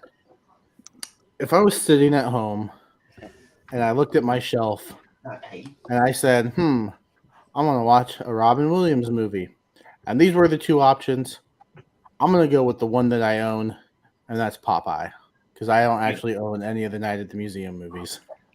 Yeah. I've seen Popeye, and Popeye's actually, it's okay. It's an okay Robin Williams movie. I had some fun with it. It's not going to be a top tier Robin Williams for just about anyone, I think, but it's a good fun, maybe one time watch. Well, Austin, what do you think? Popeye is a very strange movie, and it used to come on cable like all the time. I saw this movie a lot as a kid. They used to play it on like USA a lot or some shit. Like it used to come on a lot, but I would only ever catch like the last 30 minutes. But yeah, Shelley Duvall's is like perfect casting though as Olive Oil. I'll say that. Like she's completely perfect. But yeah, I didn't get a chance to talk about the other Night. I like the Night at the Museum movies a lot. I like the whole trilogy. I saw the first one in theaters and kind of loved it. And yeah, I think these movies are super fun. And yeah, Rami Malek in this movie as the Pharaoh guy. So there you go. And I'll go Night at the Museum. Yeah. Yeah, like these are two movies I don't really care about. Like I don't really like either one. The only Night at the Museum that I ever liked was the first one. I didn't really care for the other ones. And like this one, this has a weird premise with the whole tomb. He has some kind of like tablet thing that has like little things that turn gold or like whatever, and like make the like Rami Malek's like mummy character come to life, or Pharaoh or whatever he is. But so I'm just gonna vote for. If I really like weird off the wall reason, it's because in the show Full House, Uncle Joe used to do like the most annoying Popeye impression all the time, and it like annoyed the hell out of me. So because of that, I'm voting for Night at the Museum. What? You didn't like when he would walk around going, "Yes, cut it out." Cut it out. Yeah, like literally cut it out. But yeah, Night at the Museum. But Malcolm. What do you think? Yeah, I mean, I as I said earlier, I like all the Night at the Museum movies. I think they're all fine.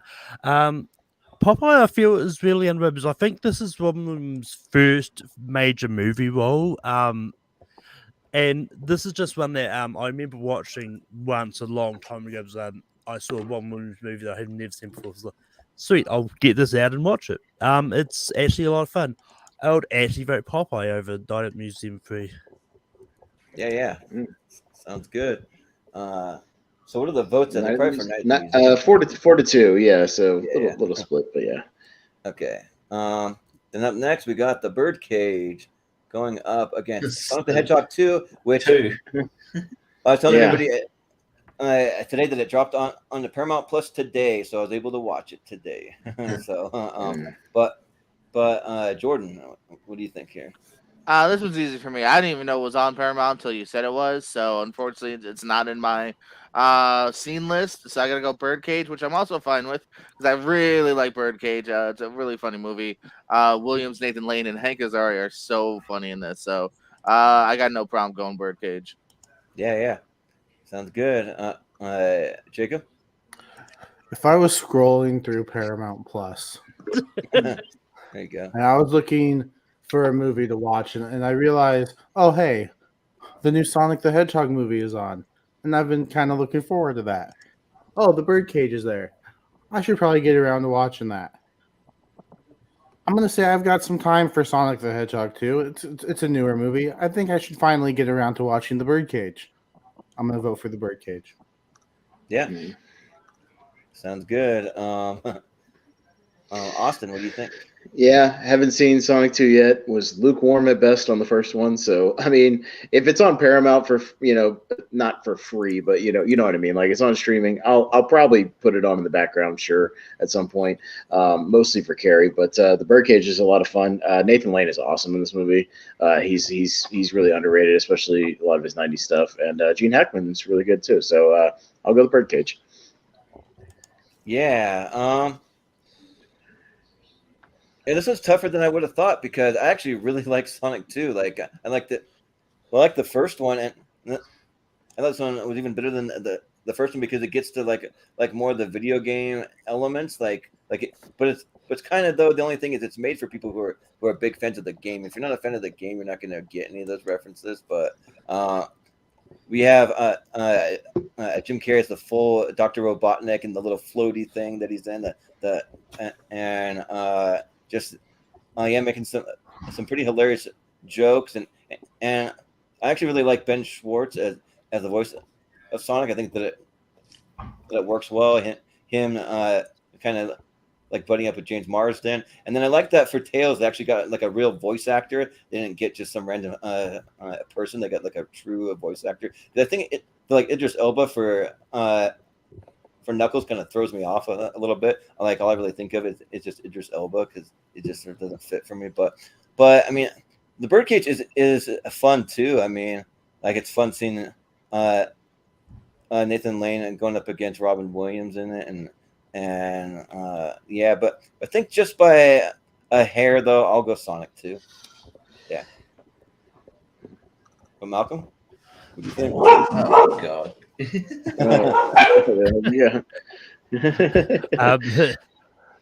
But yeah, the joke's on Jacob. You wouldn't find the Birdcage on Paramount Plus anyway because it's not a Paramount movie. But anyway, I haven't seen the Birdcage. I meant to say this when Nature Calls.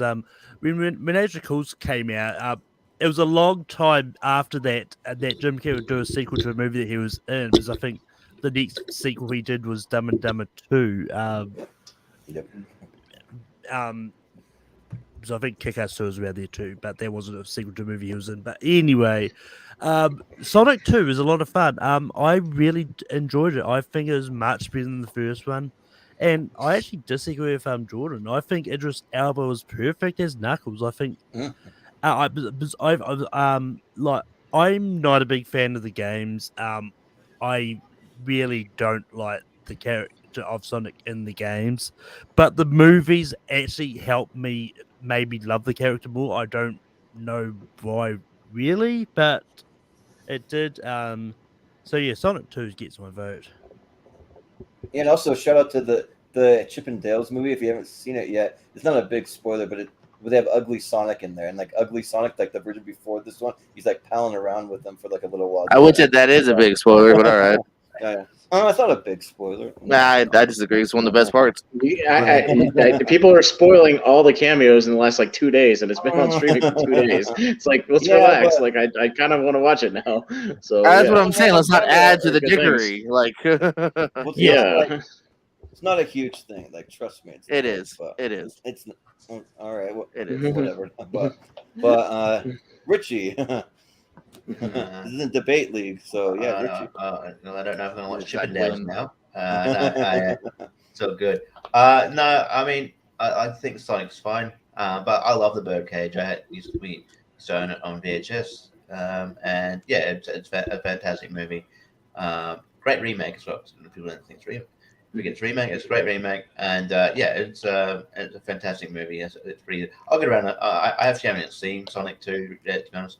I've seen the first one, and so I'm not like rushing out to go find it. I know, it's on Paramount Plus, so I think Paramount's here in Australia as well. Not sure about New Zealand, but I'm sure I'll get around to it eventually. But I'm not like clamoring to see it that way. So I'll go the Birdcage.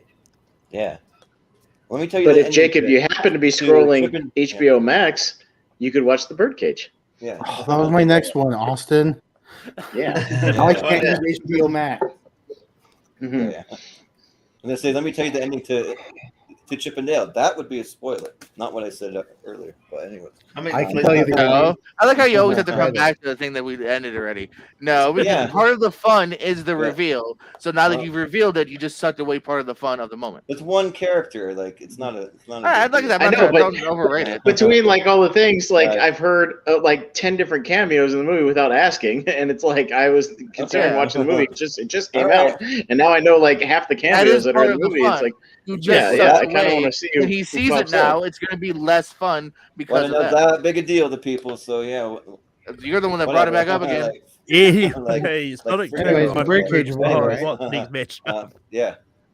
But yeah, so it's the birdcage. Is that what Yeah. okay. I'll turn this car around. Stop fighting. Yeah. yeah. No McDonald's? Yeah.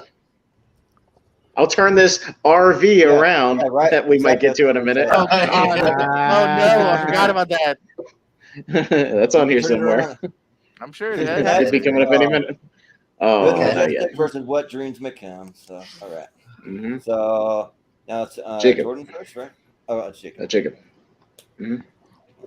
Yeah, if I was scrolling through everyone's favorite free streaming service, Tubi, and both of these movies were on there, Mm-hmm. I'm gonna go What Dreams May Come because I've heard really good things about it, and I'm just more fascinated by the story. So I'm gonna go with Robin Williams on this one. Have you seen either one of these? I'm just curious. I haven't. Okay. Okay. All right. But Austin? Yeah, I just watched The Majestic for the first time when we did our tier ranker of Jim Carrey, and like that movie bores the shit out of me. Like that is easily fucking what's his name's worst movie? The guy who did Shawshank or whatever, and Green Mile. Yeah, it's really bad. Yeah. Darabont's. It's easily Darabont's worst movie. Like that movie's so boring. Yeah, it's bad. It was definitely messed up. What Dreams May Come is not great either. It's got a lot of great visuals, and it's like a lot of half-baked ideas, I think, but it's still interesting at least. So, I mean, it's at least worth one watch. But, you know, it does have some decent stuff. So I'll go What Dreams May Come. Yeah. For me, I just think What Dreams May Come just gets way too artsy for me. Like, it's just kind of like an interesting premise that like I don't even fully understand, but it's like I guess he either goes to like heaven or hell, or he goes to both, and it's kind of this like kind of artsy thing. Well, he goes to heaven, but he goes to try to find his wife in hell. Yeah. Okay. Yeah. Yeah. That's what it is. Yeah, that's right. He wants to save his wife from hell. Yeah. Then that's Cuba Gooding Jr. in there, but I mean, yeah, I'm not a huge fan. But The Majestic, I think that's fun. Like, I think that's not one I'm going to go back to a lot, but I mean, like, it is fun to see once or twice, and yeah. So for this matchup, I'll go Majestic. But Malcolm? Yeah, when I did the Jim Carrey ranking, I think someone brought up The Majestic. I hadn't seen it then. I still haven't seen it. What Dreams May Come, I think, is a very underrated Robin Williams movie. Like, he's really good in this movie, and yeah, it's a lot of fun. So I'm gonna go What Dreams May Come. Yeah. Well, Richie, what do you think? Yeah, I feel like this is like much. I had What Dreams May Come on VHS when I was a kid. Family did. Yeah, and I liked it. It does throw you a bit, like you think it's in one movie, and then like the parents and the kids die in a car accident. You're like, oh shit, what the fuck? And then it does get a bit like artsy in there, but like Robin Williams, like if you go through his filmography, he does a lot of like movies with like sort of dark sort of undertones. So like he does sort of kind of realm in that, he does sort of I don't know, exist in that sort of area. But it's a decent movie, and I can't believe anyone would bring up The Majestic as a best Jim Carrey movie on ranking. That's insane. So I'll go What Dreams May Come. I think it's underrated, and it's I like it. Yeah. Well, we'll say that The Majestic's not a horrible movie. Like, it might deserve like a 12th spot or something on Rankin, maybe. but Nah, I can think of like 12 maybe. Jim Carrey movies that are way better. I can think of about 20 movies that are better than that. I'd go Once Bitten over Majestic. Once Bitten. Yeah. Ooh. Wolf. You know what? You know what? Fuck it. I'd watch Dark Crimes over watching the Majestic again. At least Dark Crimes was like fascinating bad. Like Majestic was like boring bad. Yeah. Yeah. Yeah. I told you to put Once Bitten on the list, but you get it. Oh, it's not on here? No. No. You said there was more Williams on here, so why wouldn't it be even back out? Because then you'd have less Robin. Yeah. Yeah, but doesn't Robin have more than Carrey? Well, here's the thing. How many people have seen Once Bitten? I have. You have. Not me. I didn't know. Well, I think the original cast we were going to have had not seen it. So, yeah. We had a whole different panel originally set for this show. You guys forget. Yeah, but also, like, what was it? No one's seen Father's Day. Yeah. But okay, it's me. Yeah, you know what Majestic wishes? It wishes it was as good as What Dreams May Come. But Majestic's, it's all right. If I'm being nice, I really, really love What Dreams May Come. I do kind of start to put it in that great category. Yeah, it's putting a lot out there, but I think visually it's beautiful. I think the Robin Williams, Jim Carrey, the Robin Williams performance, I think is absolutely beautiful. Even towards the end when he makes decisions, Cuba Gooding Jr. pops up. I really liked his role in it. Yeah, I'm a big fan of What Dreams May Come. Yeah. All right, well, going through. What Dreams May Come. Okay. Mm-hmm. Cool. Then up next we have. Oh, what's this movie? There you go. Sunshine. Wait a minute. No, we don't. Yeah. Eternal Sunshine of the Spotless Mind come against the World of Yeah. This is anybody voting for Garp? Hell no. No, just skip it. Just go Eternal. Yeah, Garp's a weird. It's a weird movie. Yeah, only some people. Are you sure? Well, I'm not even a huge fan No, of I'm not. Sunshine. No, you're not. No, you're not. Yeah. Yeah. I'd be tempted to just because of a certain person on this panel, but yeah. Who, Jordan? Sure, yeah. We'll just speed it up. That'll be the end of that round. Okay, cool. We can just end that. Yeah, it's a cult comedy drama thing. It's a cult movie that has a following, but I had a feeling nobody was going to give a shit. Yeah. I mean, Recording Gap is actually really entertaining. I like it. Yeah, I gotta watch it. It's not a ton question. But E comes forward that Man on the Moon. So, and is it you, Austin? First? Yeah, me. Yeah, Robots is okay. But yeah, I've been a big fan of Man on the Moon. I love Andy Kaufman. I'm a huge Andy Kaufman fan. And as much as then when you go and watch that documentary, the Jim Handy thing, where you just see how much of an asshole he was being in method, doing, torturing everybody on set. It makes you kind of hate what he did. But at the same time, if I can watch the movie just in a vacuum, it's a lot of fun. It's a good biopic. So I'll go with Man on the Moon. Yeah, like both these movies are kind of, again, two movies I don't really care all that much for. I mean, they're both fine. I probably I would take Jacob's logic. Like, if I were at whatever random store at whatever random time and I saw two random movies that were these two, then I would vote for Man on the Moon. So, but Malcolm? Yeah, I mean, I haven't seen Man on the Moon. Haven't got around to it. But that being said, I've seen Robots. I'm still going to give my vote to Man on the Moon. Yeah. Hey, Richie, we did have Man on the Moon on our top 12 movies with a wrestler in a feature. Yeah, Jerry Lawler. Yeah. I mean, I really love Man on the Moon. I think it's great. But yeah, so if this was mid 2000s and I was on LimeWire, what movie would I want to download? Right. What movie would you want to take 8 hours to download on your computer? And you just got a virus. What Yeah. movie Yeah. would I want to start downloading before I went to school and come For back real, in the chat. and then come back from school And and it's realize and was it's like still 30 and you found out it stopped and paused at 25% and you're still not done Yes, like, downloading it. no. You didn't have enough cedars or whatever they're And then Yeah. and then it finally downloads and it's not actually the right movie and you're like, God damn it. Anyway, That's Yeah. all glitchy. Or it's in like Hindi, with fucking American subtitles or some shit. What's like someone went into the theater and did a bootleg. You see someone walking in front of the screen. Yeah, right. Someone eat popcorn. But anyway, Yeah. Man on the Moon, I think it's a great biopic. And like if you watch Jumanji, you might have a different perspective on Jim Carrey. He goes very method. But yeah, I think it's really good in this. Courtney Love is good in this, which is not something I say often. But and so yeah, I think it's a fantastic biopic. Robots is fine, but it's a movie that I often forget exists. But yeah, I just that one of those robots looks like that dude from Jordan, didn't Robots make y'all stupid top 12 animated movies of the 2000s? Like, didn't it make the No top way. 12? Like, No, y'all know that I don't batshit know. crazy episode y'all did where you voted Maybe. down Wall-E, but you voted in like Robots and fucking Hoodwinked and shit? Like, We would have hoodwinked it, I know for sure. I don't know about robots, but yeah. I'm pretty sure it made it. You were like, Robots is great.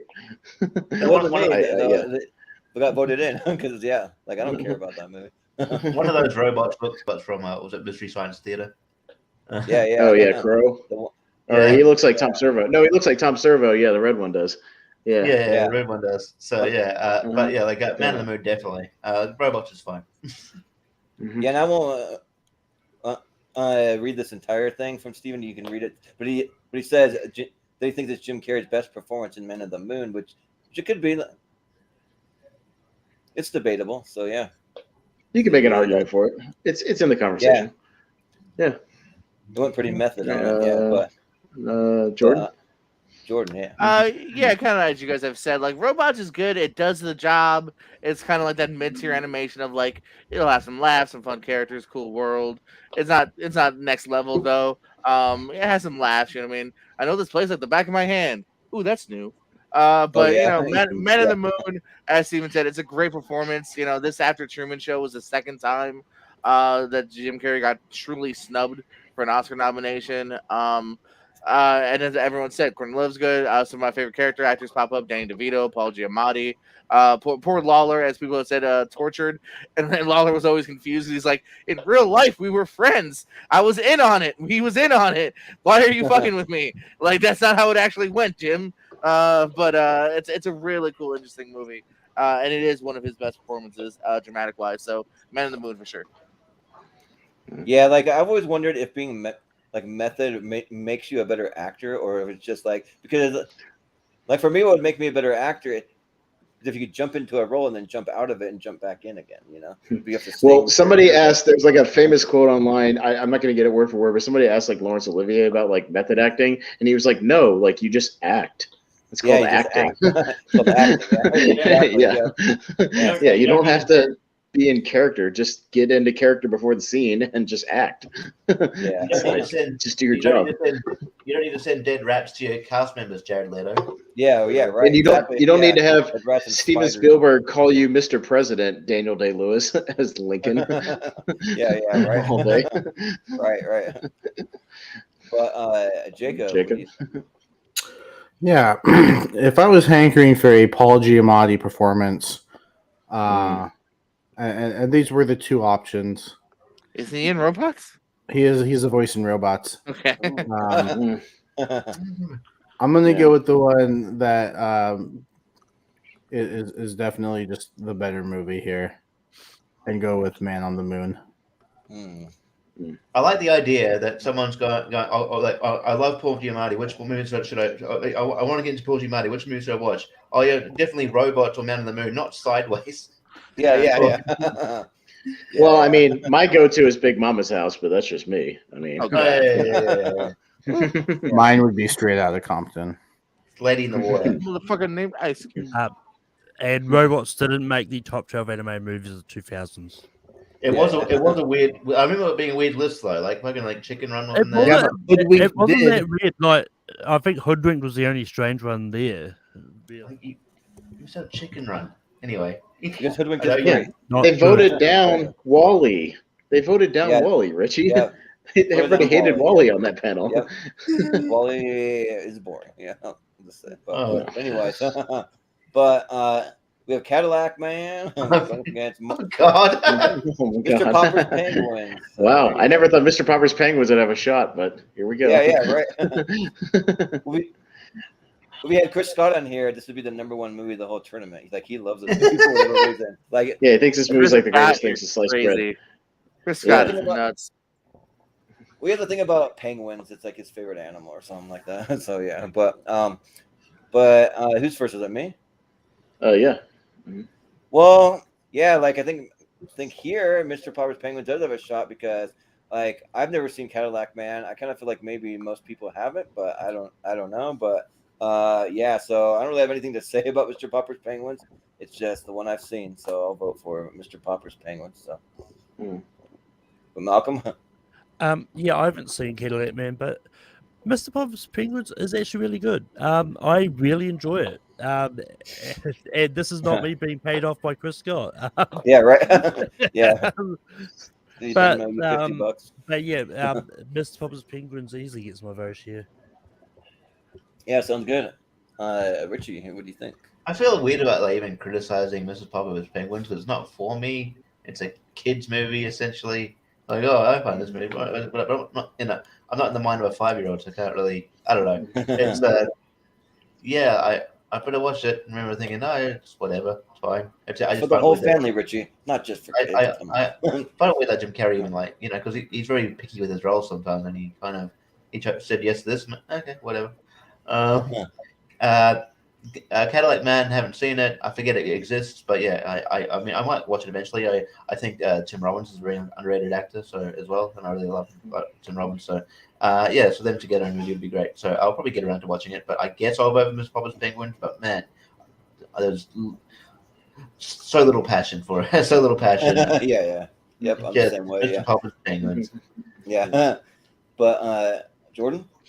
We joked, but it's happening, guys. Popper's Penguins is going through the next round. Yeah, unfortunately, I too am in that boat of Cadillac Man. I guess there's some 80s Robin Williams I need to catch up on. This is one of them. Excuse me, Jordan. It's 1990. It's not an 80s movie. Oh, is it 90? Okay, see, okay. Yeah. Actually.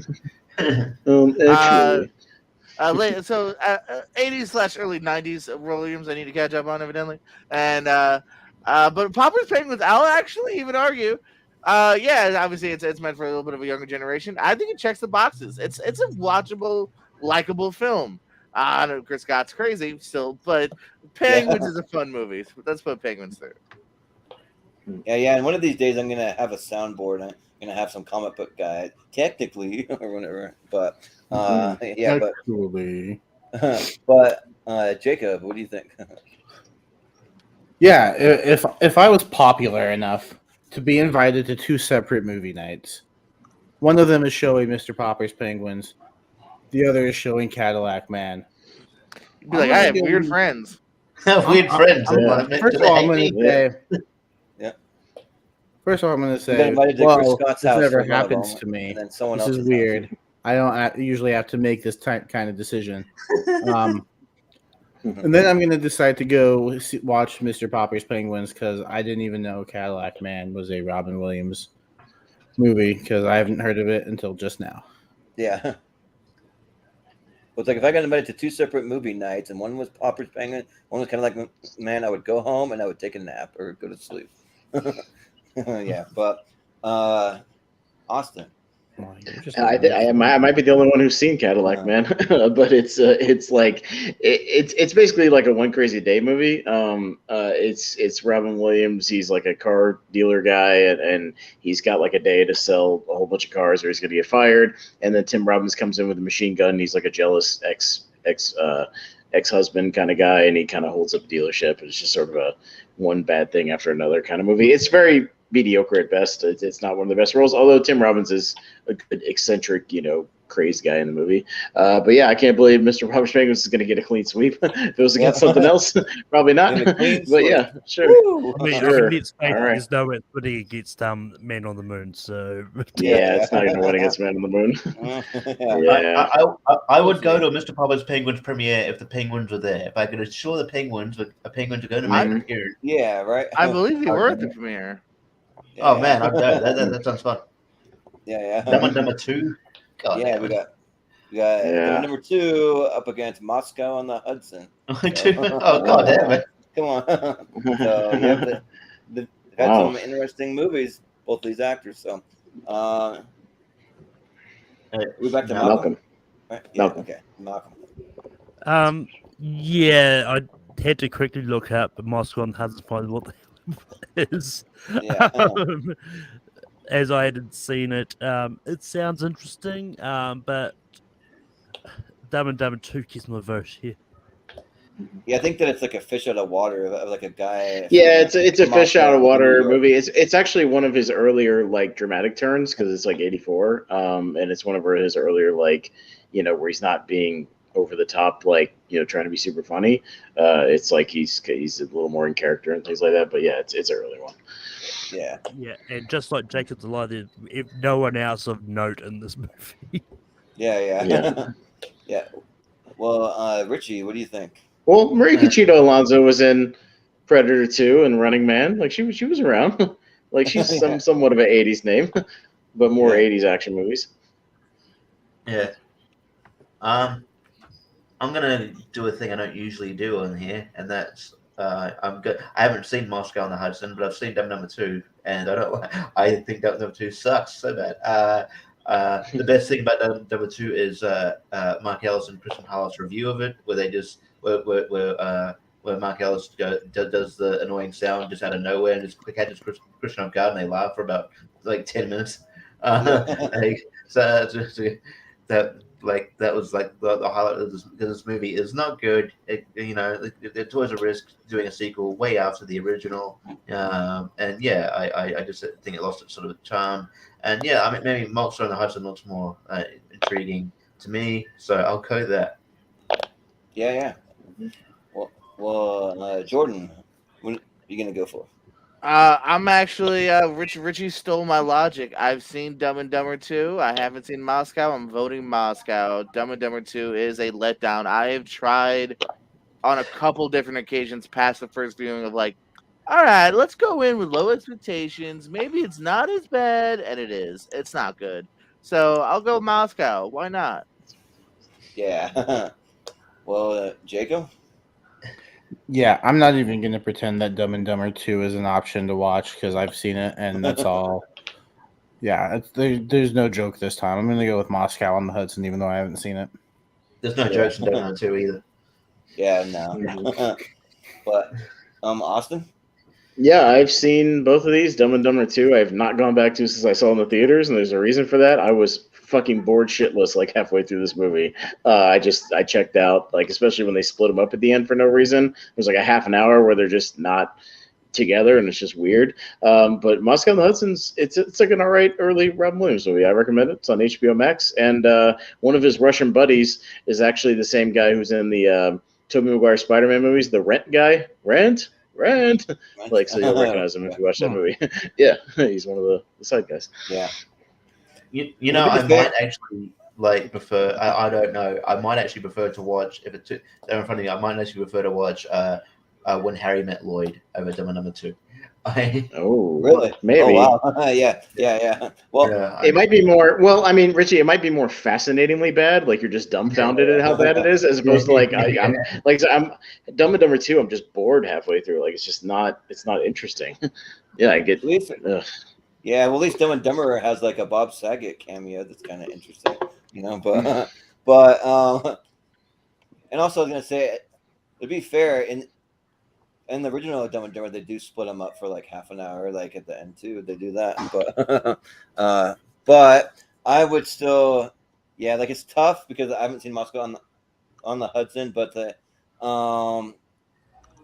a joke that I actually kind of do like from Dumb and Dumber 2 is like at the kind of near the beginning when they go to meet meet Harry's parents and end up being Asian, and they're like speaking like I think like either Chinese or Korean, something like that, and like it just like really random. It's like what the heck, and like so that kind of gave me like a little chuckle. That's it for the movie, because like all those fart scenes with like Rob Riggle and then the car just cringy to me, like so like it almost makes me not want to vote for it, but it's still Dumb and Dumber, and I haven't seen Moscow, so I'll just vote for Dumb and Dumber, I guess.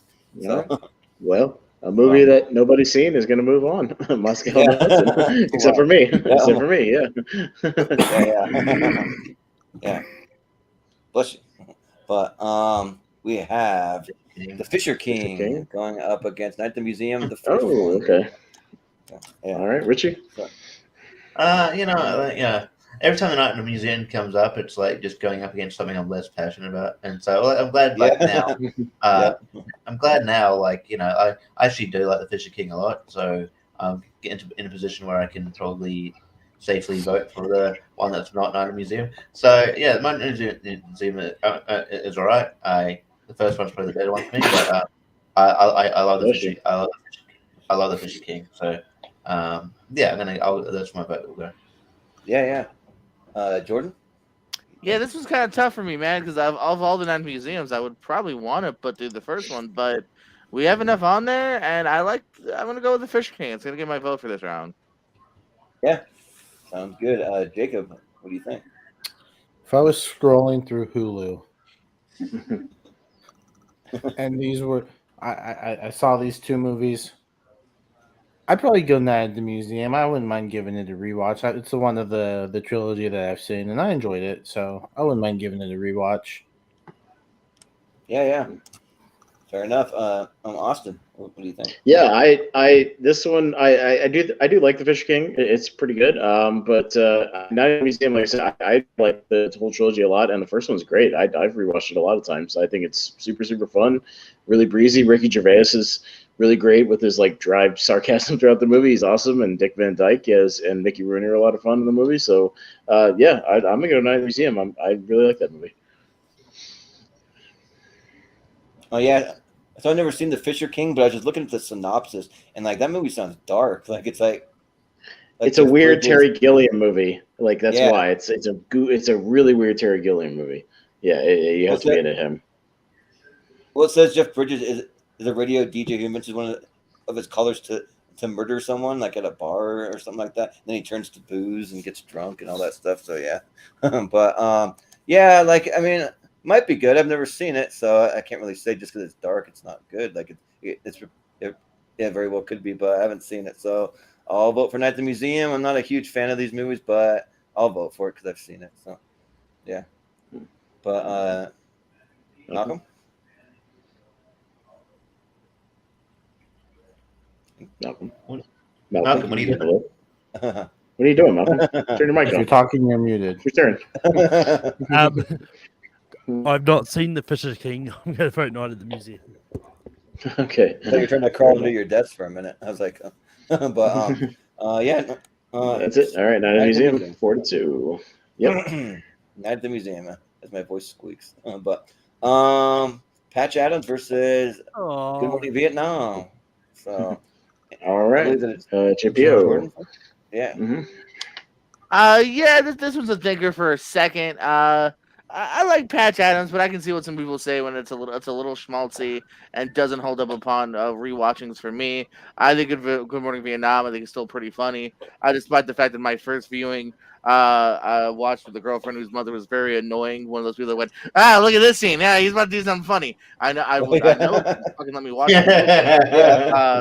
Luckily, it didn't work out between us because I always went to tell her, listen, I will never watch a movie with your mother again. But it didn't work out. So let's go. Good Morning Vietnam. Yeah. Jacob.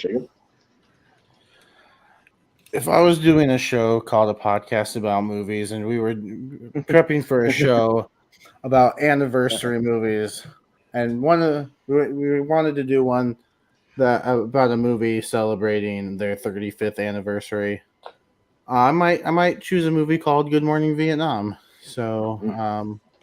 Yeah, so since I'm probably going to watch it very soon, I'm going to go with Good Morning Vietnam. Yeah, sounds good. Austin, You think? Yeah, Patch Adams kind of gets worse every time you go back to it. Like it was okay at first, and then when you find out that like the Monica Potter character was completely fake, like even though it's a true story, like she didn't exist, and they just added that in the movie to try to get people to cry. Like that's pretty horrible. And they try to fake that was real. Yeah, but Good Morning Vietnam, on the other hand, is a true story that is pretty good and about Adrian Cronauer, and yeah, I think it's an excellent movie. So I'm gonna easily go Good Morning Vietnam on this one.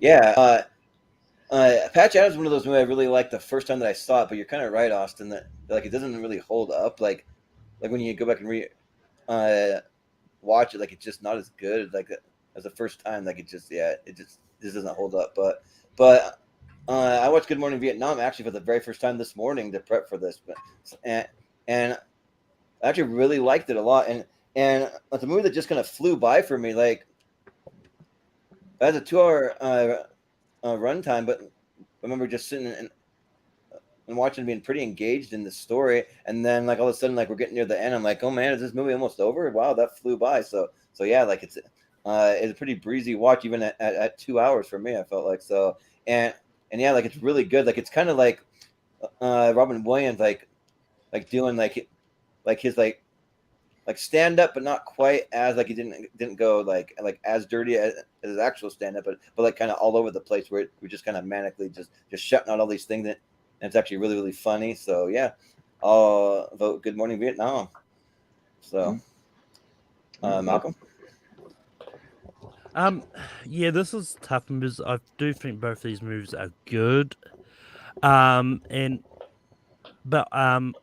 just because I know where this is going to go by the sounds of it, I'm going to give some love to Patch Adams. I think it's great. Like I rewatched this a lot of times. It might even make it in my top 100 movies eventually. And yeah, it's one of those ones like I don't like when it comes to biopic. I don't care if they fudged some stuff in it, as long as it just makes an entertaining story, and that's what Patch Adams is. So Patch Adams. Yeah, sure. Richie, what do you think? Yeah, I know he's not the most popular person to bring up these days, but I remember watching like this Nostalgia Critic review of this, and he made some fucking good points. Yeah. It's just like there was this like he just shits this movie, but it's for good reason. Like like this, like the original one big point. The original Patch Adams hated this movie. Okay. Like he and then it's just like I think some of that Robin Williams-isms don't really fit, especially when in the context of being a doctor, and you kind of I feel like if you're watching it now, you're on the side of Philip Seymour Hoffman, is like you never went to medical school, and then you just I can understand his frustration, and I feel like find Robin Williams annoying in this movie. It has its moments.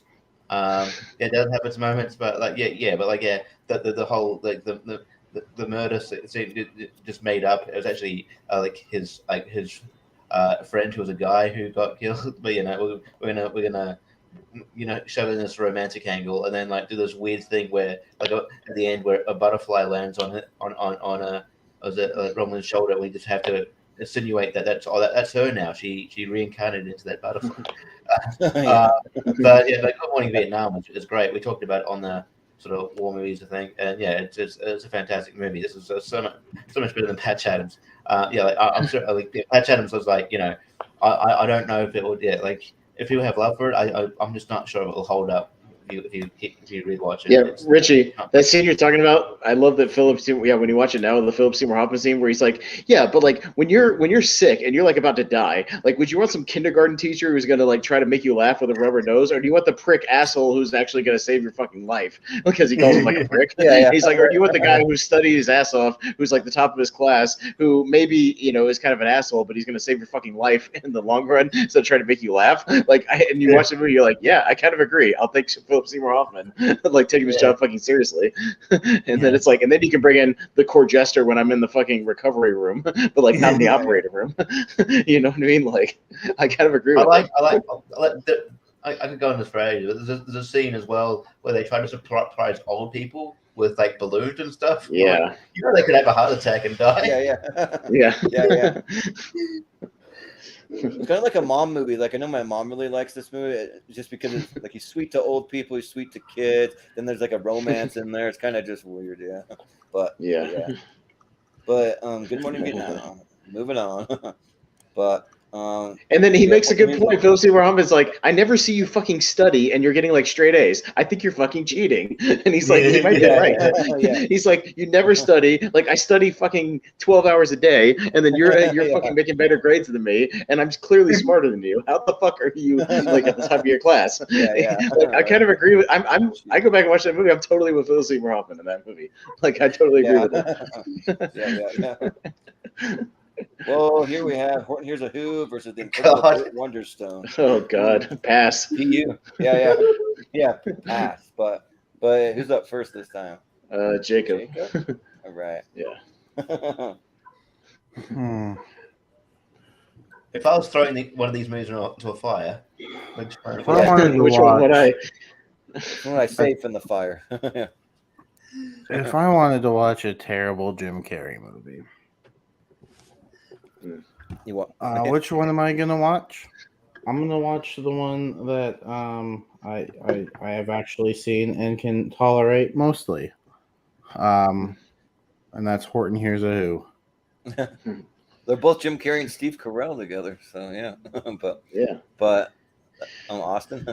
If I needed a coaster for this energy drink so that I wouldn't get like condensation on my TV tray, I'll put it on. I don't know, fucking none of these movies will suck. But I'll vote for Burt Wonderstone because it's got a. I don't really watch animated movies now. I'm kind of done with them, so I guess Burt Wonderstone by default. Yeah. Yeah, like remember going to see Burt Wonderstone in the theaters? I went to one of my friends and we're like both into all these actors that are in it, and like he was just laughing, like dying laughing. And I'm looking at him, I'm like, what are you laughing at? Like I don't get this movie. Like this movie's making no sense to me. Like it's just kind of stupid, and so but to each their own. I mean whatever. Like he likes it, so I mean more power to him. That's fine. But yeah, I just did not like Burt Wonderstone. One of those movies that went in with like my expectations were like here, and then they ended up like here, like way lower. So like below the screen here. So yeah, I'm gonna go with Horton Hears a Who, even though I don't care that much for it. It's better than Burt Wonderstone. So, Malcolm, don't tell me you love Burt Wonderstone, please. Okay, I won't tell you that. Look, he does. I mean, I don't hate it. I think it's tolerable, and I mean, the thing about Burt Wonderstone, I think was interesting that that Jim Carrey and Steve Carell kind of switched their comedies around, like.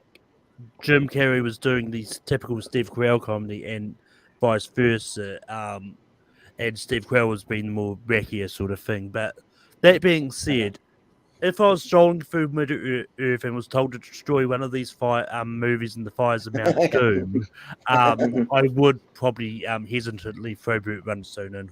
Horton Hears Who is actually pretty good, so Horton Hears Who. Yeah. Well, Richie? What do you think? I wouldn't mind seeing like Jim Carrey's character in Burt Wonderstone just in a better movie. Like I think the character's fine. Like he's obviously like ripping off like people like Chris Angel and stuff like that. And yeah, like it has its moments, but it's not as an overall product. If Jim Carrey did like a parody reality show thing as like his Chris Angel character for like a TV show, I think it could be kind of funny, like parodying like how weird those guys can get, and just doing shitty magic and like everybody on the internet like hating him. I think it could be pretty funny actually. Like that'd be a decent idea. Yeah. Or he did like a live show where he just does that character for like a live show kind of thing. That'd be kind of fun. Yeah. Also, so like James Gandolfini's in Burt Wonderstone. Yeah. But yeah, so I mean, like, I don't mind his character, just the movie around it sucks. But like, I guess I will go Horton Hears a Who because I didn't dislike the movie. It just was forgettable. So I'll go Horton. Yeah. Well, JPO, what do you think? Yeah. Wonderstone has like moments of like, oh, there's something there. The Carrey's performance is kind of there. It's got a good premise, but it just kind of falls apart in more spots than it holds it together. Horners Are Here is cute. It kind of reminds me of again Robots in the vein of it's very watchable. It's enjoyable. Carrey's a great voice as a lovable Horn. You do kind of fall for the lovable guy. So I think Horton wins it for me. Yeah. Mhm. Yeah. All right. Well, Horton Hears a Who. Yep. All right. Yeah, Burt Wonderstone was the last movie that was that James Gandolfini released before he died. Like his other Enough Said and his other really? one came out Okay. after he died. Okay, yeah. Interesting. Well, we have Old Dog continue with the stinkers here. Old Dogs going up against Dead Poet Society. Ooh, Oh, easy. I mean, Is anyone gonna yeah, Old Dogs. Yeah, we'll just put it through. Yeah. Just put Old Dogs through already. Come on. Yeah, jeez. I mean, All right, yeah. Here, I mean, look at that poster. I mean, I'm laughing at just at the poster. I mean, that's just funny right there. I mean,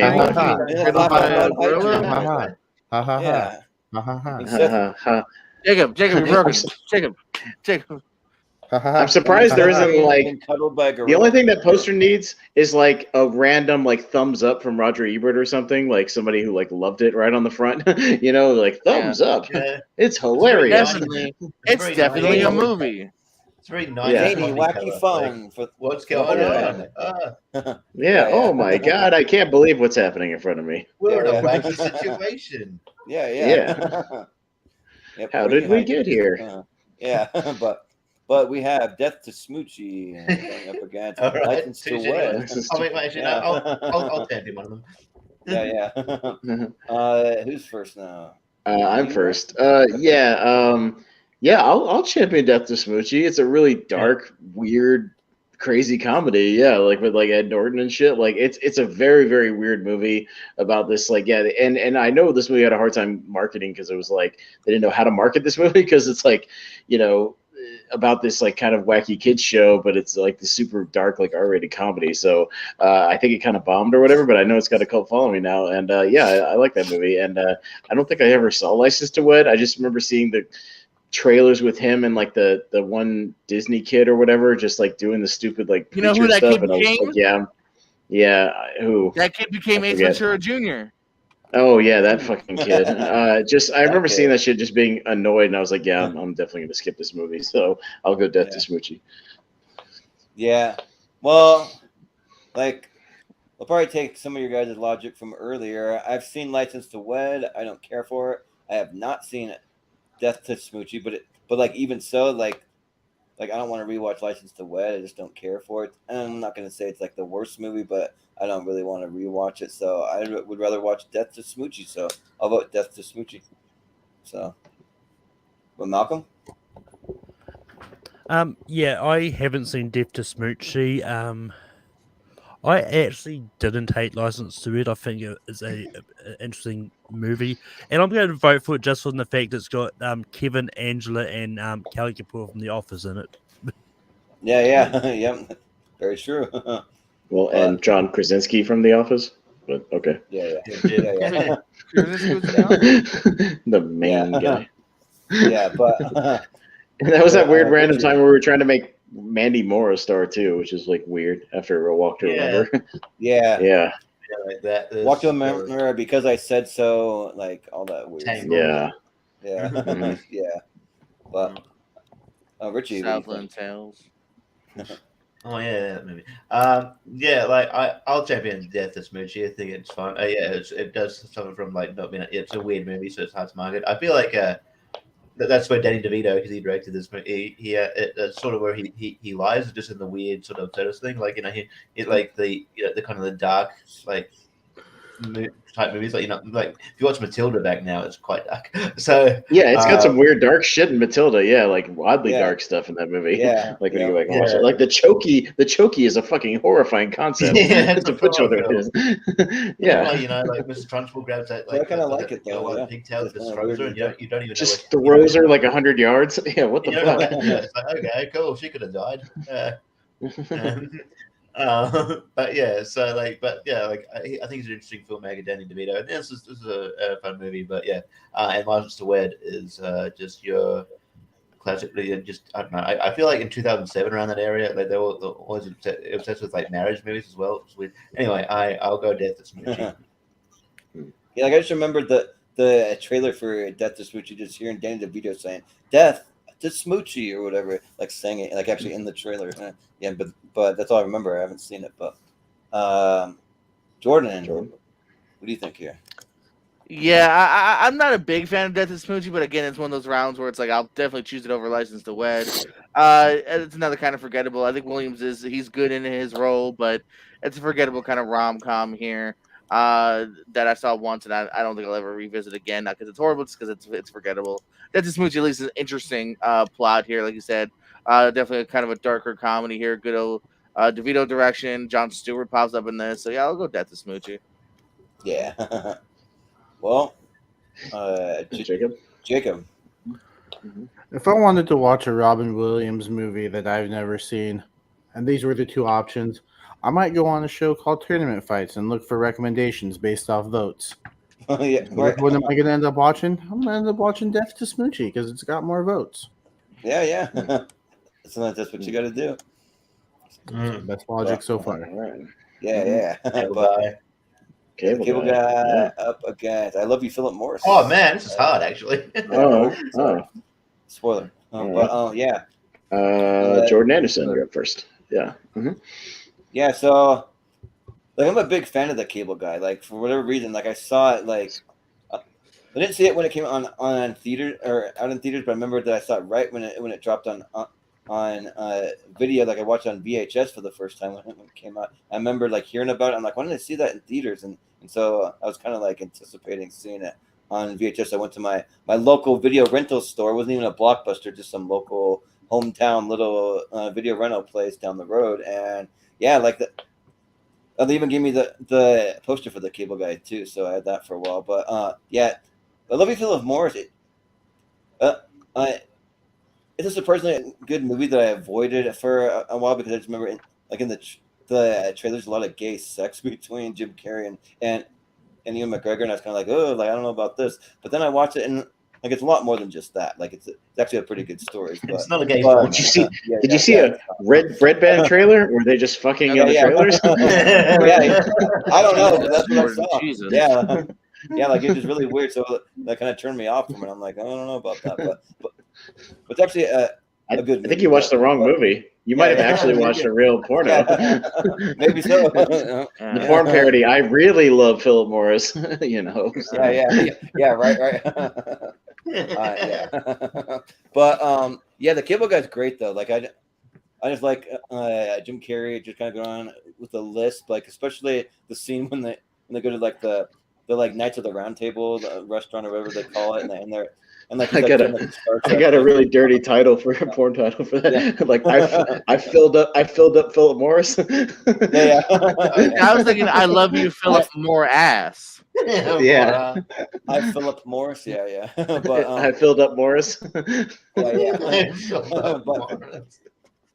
yeah, for the Cable Guy though, like so, like when they're at the like dungeon, like restaurant, whatever, they like reenacting the thing from Star Trek, and he's putting the like chicken skin on his face. Silence. Silence of the Lambs. Like, yeah. Star Trek. Yeah.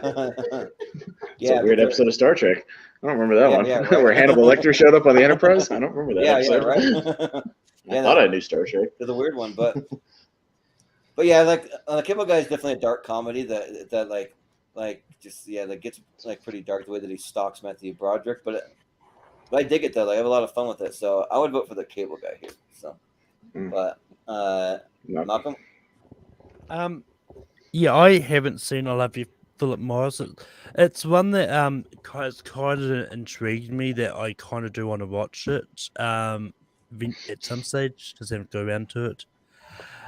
Cable Guy is one of those ones that, for whatever reason, I just don't connect for. I think Jim Carrey's performance is great in it, but yeah, the movie itself, I'm just not a fan of. So I'm going to give my vote to I Love You, Philip Morris. Yeah. Richie, what do you think? Richie? Yeah, I love you, Phil Morris. I think it's most underrated movie Jim Carrey has done. I think it deserves to be seen by more people. I think Jim Carrey and Hugh McGregor are great in it. And yeah, like it's fantastic. Well, as Cable Guy, I like Cable Guy, but yeah, I can understand why it's divisive. It's a very really strange movie. But yeah, I do like it, but I would rather watch Philip Morris. So I'll go. I love you, Philip Morris. Yeah. Jordan? Nice. I like where this is going at the moment here. I dig the Cable Guy. I'm glad it's over the years has gotten more respect. I don't think it was well liked and panned and at the time. But I mean, even to the point now where the character returned during the Super Bowl recently. But I really do love I Love You, Philip Morris. This is a super interesting tale. It's a great Carrey performance where he gets to do a little bit of everything here. There's some great dramatic stuff, some great funny moments here. There's a moment where the guy plays a song for him, and he's like, "My word is my motherfucking bond," and he ends up getting beat up for it. I love you, Philip Morris. I definitely champion this movie as well. So Philip Morris for me. Yeah. Well, Jacob, which one you got? If I wanted to watch a movie in which Jim Carrey wears a jumpsuit, Yeah. I might go with the one that has Yeah, double another feature. actor that I'm pretty fond of, and that actor is Ewan McGregor. Matthew Broderick. So I'm gonna go with Yeah. I Love You, Philip Morris. Owen Wilson. Also in I'll the go with Let's Go to Prison. yeah. Yeah. I actually like that movie, by the way. Anyway, that's for another topic. Yeah, I do as well. Y'all are anyways, crazy. we're not. I kind of like it. We'll too. We're not debate talking that about Let's Go later. to Y'all Prison. are nuts. Yeah. Well, Austin, what do you think? Yeah, Cable Guy is a great horror movie. I remember last time I watched it recently, I was horrified, and I thought it was a straight horror. I didn't get any laughs out of it. I thought it was a fucking crazy horror movie. I would have nominated for best really? 90s horror. Yeah. But I Love You, Philip Morris is a lot of fun. So yeah, it's a really surprising movie when you watch it, and I love all the montage stuff where he's like breaking out of jail in creative ways, like faking being sick and all that shit. Like he's pretty great. So and there's a lot of fun stuff in that movie. So I'm gonna go Philip Morris. I like where this is going, man. 5-1. I like it. Nice. Do it. Better. Surprise. Yeah. What's a better con man movie from Jim Carrey versus like I don't know, like Fun with Dick and Jane or some of those other ones? So. Yeah, no, it's a much better scam con movie. Yeah. Yeah. Yeah, Well, McGregor's adorable in it too. I can see why you fell in love with him. yeah, of course. Yeah. Mhm. But Oh boy, there it is. versus Oh, come on. We All right. in the Skip that interest one, of too. time, Yeah, let's yeah. just go for ahead the and move interest of RV time. on. I mean, Yeah, All right. right, guys. Yeah. Sorry, Kristen Chenoweth. Yeah. We just move it on, but I is don't that hate JoJo? RV as much as Oh, some people God. do. Like I actually Oh, like, little Josh Hutcherson, yeah. do kind of like it, sort of, but yeah.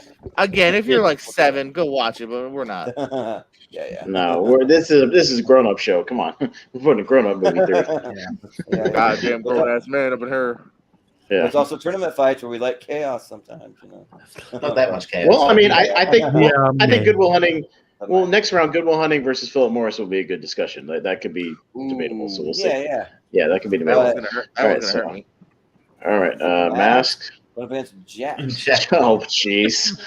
Directed by Francis Ford Coppola for some reason. I don't know. Yeah, one of Francis Ford Coppola's best 12 movies. Yeah, Right, Malcolm? Yeah. Because he's only got 15 movies. Yeah.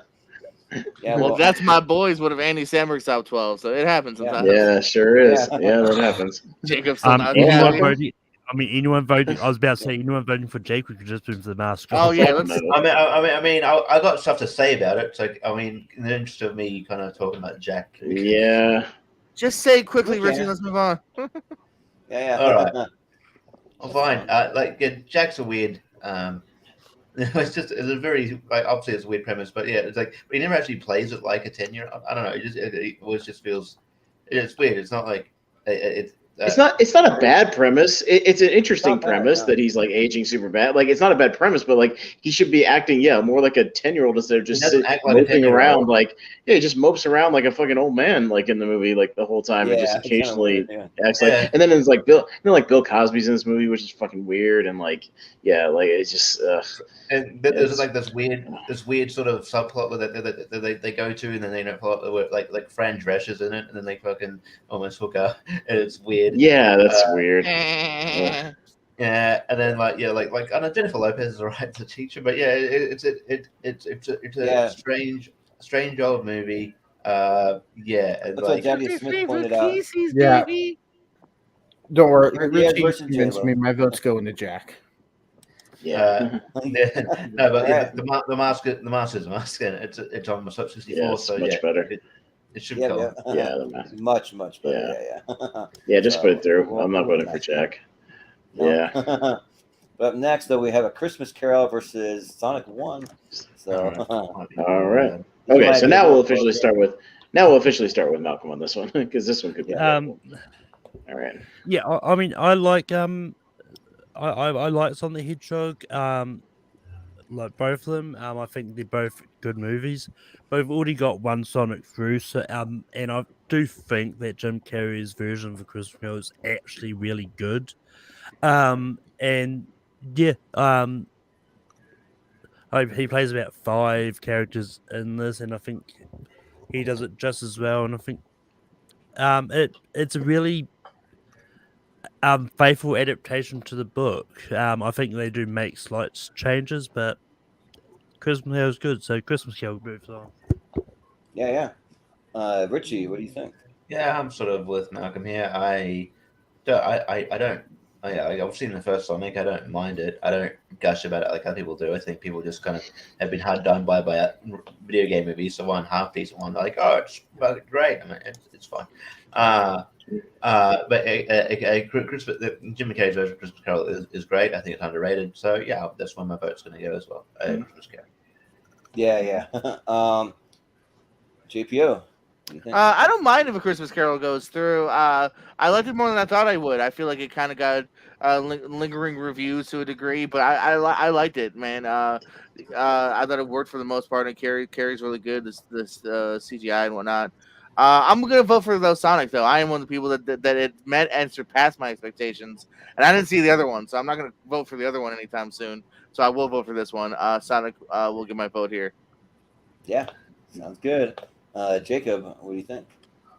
If I wanted to watch a Jim Carrey movie based off an existing property, I'm gonna go with the video game movie that like JPO just said, it exceeded my expectations because I went into it not thinking it's going to be an okay video game movie, and it turned out to be a lot of fun. And I think Jim Carrey is absolutely the best part of that movie. So I'm gonna go with Sonic the Hedgehog. Yeah. Austin, what do you got? Yeah, Christmas Carol is definitely the best of the 3 Robert Zemeckis weird CGI movies with Polar Express and Beowulf and Christmas Carol back to back. Yeah, which is I don't know why he was like obsessed with that in the 2000s. Yeah, I don't know why he was like so obsessed with trying to do that. I mean, I will say that the CGI gets progressively better because it's definitely the best it was in Christmas Carol, but he doesn't have dead eyes like Polar Express. But yeah, and I'll probably vote for it over Sonic. Yeah, right. But I'll vote for it over Sonic. Again, I'm with Richie. I thought Sonic was fine. I just didn't think it was like super great. I mean, it's okay. It has good moments, but it's fine. So I'll vote for Christmas Carol. Yeah, A Christmas Carol is one of 2 Jim Carrey movies that I have not seen. It's Dark Crimes and this. So, but yeah, and like the animation, like honestly, what threw me off? Like I remember some of my family members went to go see it, and they're like, "Well, like it was kind of good, but that animation was like freaky looking. It's like the characters were like looking one way, but it didn't look like they were looking that way. It just looked really weird, and so yeah." So I haven't seen it yet. I'll probably see it at some point, but so I'm gonna vote Sonic, and I'm with you guys with Jordan and Jacob. That is one of those ones that exceeded my expectations. I didn't have high hopes for it, and like especially Jim Carrey. Like it's kind of Jim Carrey going back to his old kind of 90s, early 2000s kind of goofier self, and yeah, I really dug it. So yeah, I'll vote for Sonic. Well, and we have our very first tie, so it goes to Malcolm. Yeah. Very first. All right. So got to go fast and put a Christmas Carol through. Ooh, fast, quick. Yeah. Yeah. All right. Well, we got Mrs. Doubtfire up against Bruce Almighty. Oh. Ooh, this could be tough. Yeah. Yeah. Okay. Richie. All right, cool. This is on tougher ones, I'm always first. This is great. And it's all good. Bruce Almighty is actually pretty good. I really enjoy it. I like the premise. I think my favorite bit is where he's just pissed off with his job, and then like he interviews that old lady. He's like, oh, did it hurt when you felt the you felt the Titanic or something? And he's like, you fuckers. And then probably the first time I saw Steve Carell in anything other than like the Daily Show. So it's a great movie. But I Mrs. Doubtfire. I always go back to. I've seen this movie so many times. And like it's one of those movies like that. When you're maybe like growing up, you sort of empathize with like Robin Williams' character. You're like, Sally Field's just you killjoy. Watching it as an adult, you side more with Sally Field. This is being, he's being, silly. Yeah, like I understand her grievances here. But yeah, so and it's obviously the first time I saw Mara Wilson and anything. Because it seems one of the first movies. But yeah, I really love Matilda. I really love Mrs. Doubtfire. I don't mind if Bruce Almighty goes through, but I will go Mrs. Doubtfire. Yeah. Sounds good. Jordan, what do you think? Y'all are crazy. Sally Field is a bitch. She is horrible. How dare she keep him away from his kids? Come on, Sally Field. Bitch. This one's a toughie because it's very, it's close. I feel like lately the one that I would go back to, they're both put in front of me if I was at a Circuit City, is Bruce Almighty. I'll give to that. I'll leave it up to you guys. Because that's where my heart's going right now is Bruce Almighty. Yeah. Well, Jacob? Yeah. This one's actually really tough. No,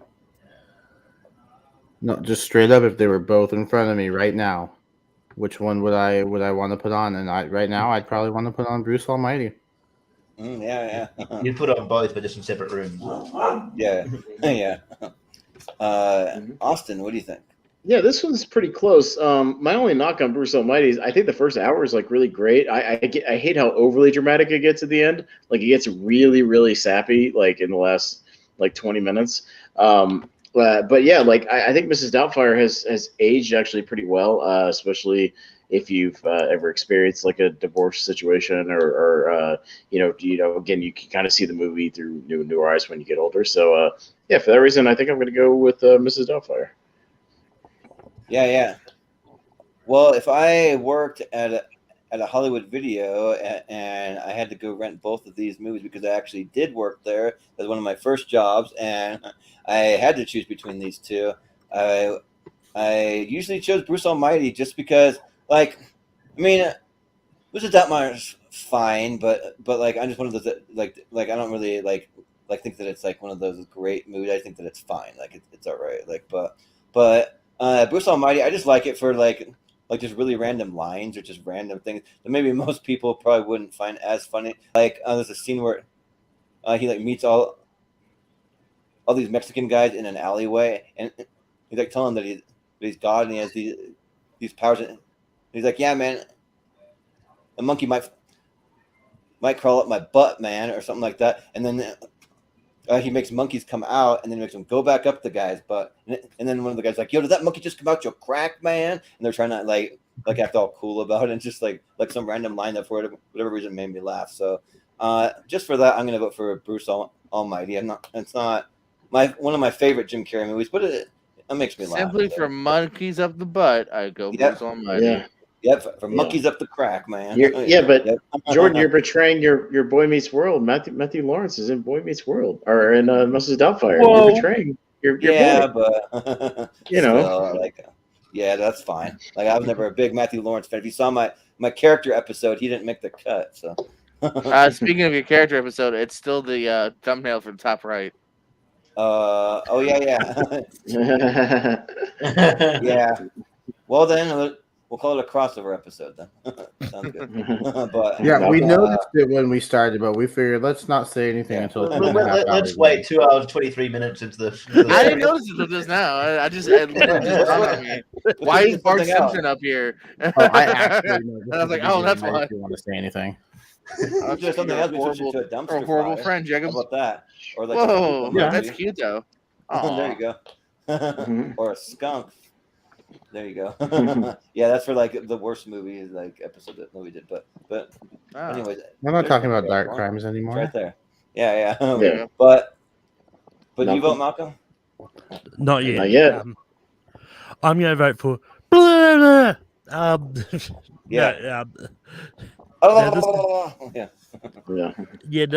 This is tough because I watched both of these movies so much, but at this stage, only one of these movies is in my top 100, and that's Mrs. Doubtfire. So that's where I'm going. Okay, we have another tie. All right, this one goes to Richie. Yeah. All right. I'm going to stay with my vote of Mrs. Doubtfire. Yeah.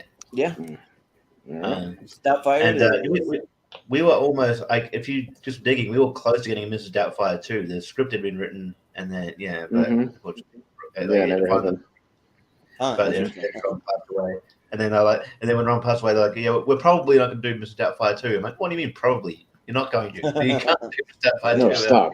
Don't worry. I'm sure they'll do a reboot very, very soon, Richie. It's horrible. Yeah. Yeah, there's going to be a reboot. It's not going to be a sequel. Did you ever see, Richie, when, speaking of Nostalgia Critic, when Mara Wilson showed up on the Nostalgia Critic and roasted him? It was fucking great. Yeah, that shit was awesome.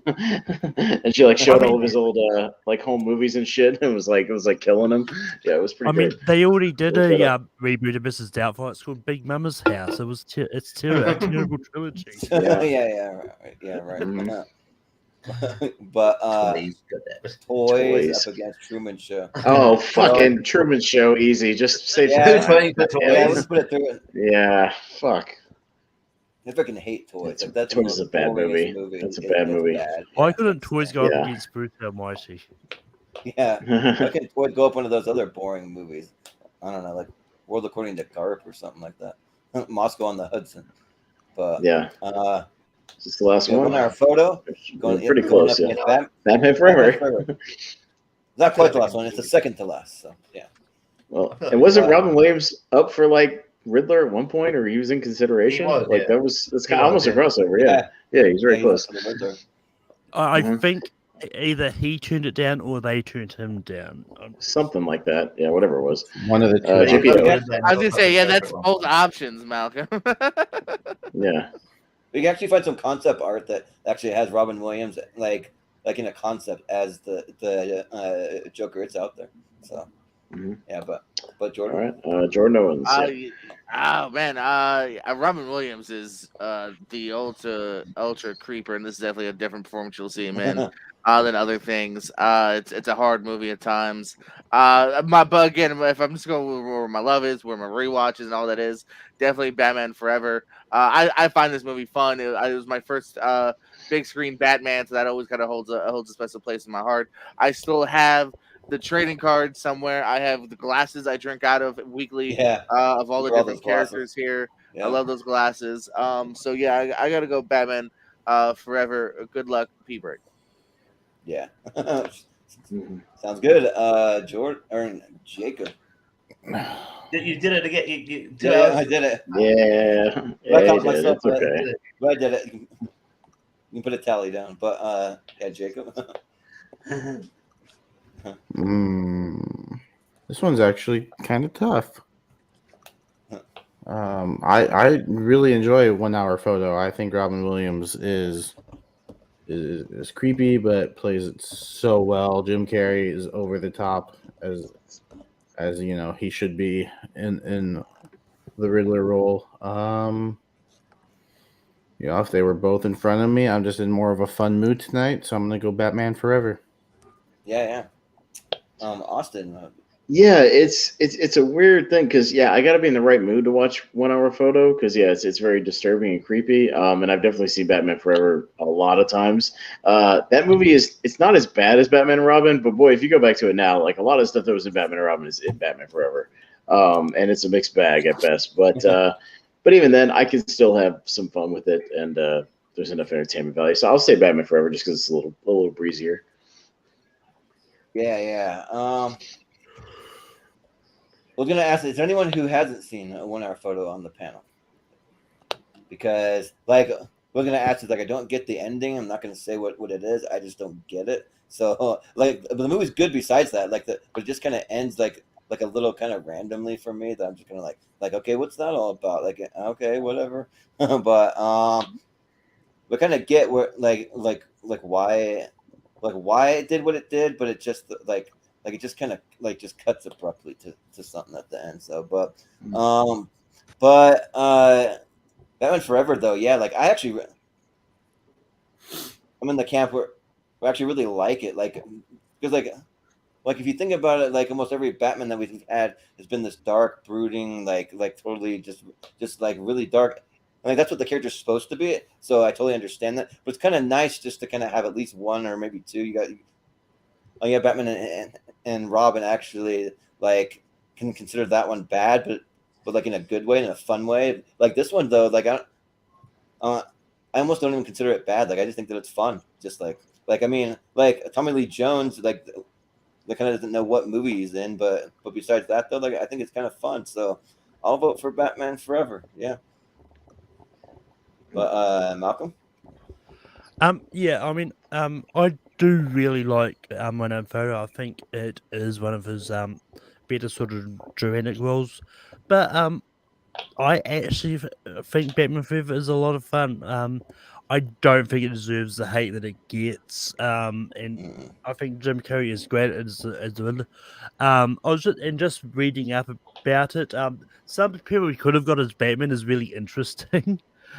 Because we could have got Ethan Hawke, who was the first choice, but also Kurt Russell, Keanu Reeves, Alec and William Baldwin, Dean Cain, Tom Hanks, Ray Fiennes, Daniel Day-Lewis, and Johnny Depp are all on the list that Schumacher wanted for the role. A lot of interesting options there, yeah. But Richie. Yeah. I mean, as much as I like the Nolan Batmans and stuff, I do wonder, like in a alternate universe, if like Batman Forever and Batman Robin were received well, I would have liked to see what a third movie would have looked like, because that's the only reason me. Batman Vengeance, I think, because it was in the works. Because Batman and Robin was not a bomb. It made money. It was just weirdly, and actually, oddly enough, it was going to have Scarecrow in it, which we got in Batman Begins.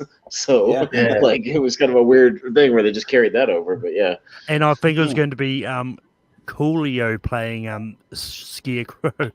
I did really that. Would have been because Coolio has a random cameo in Batman and Robin. That's supposed to be Jonathan Crane. I think he was going to be Scarecrow.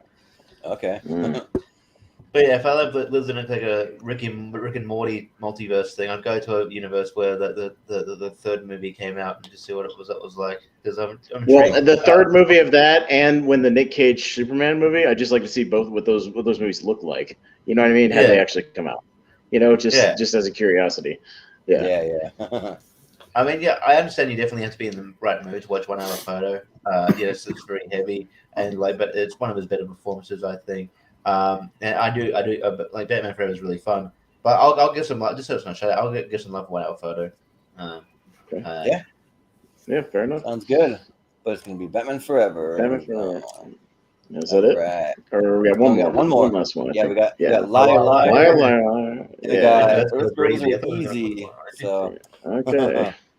Yeah. Jacob.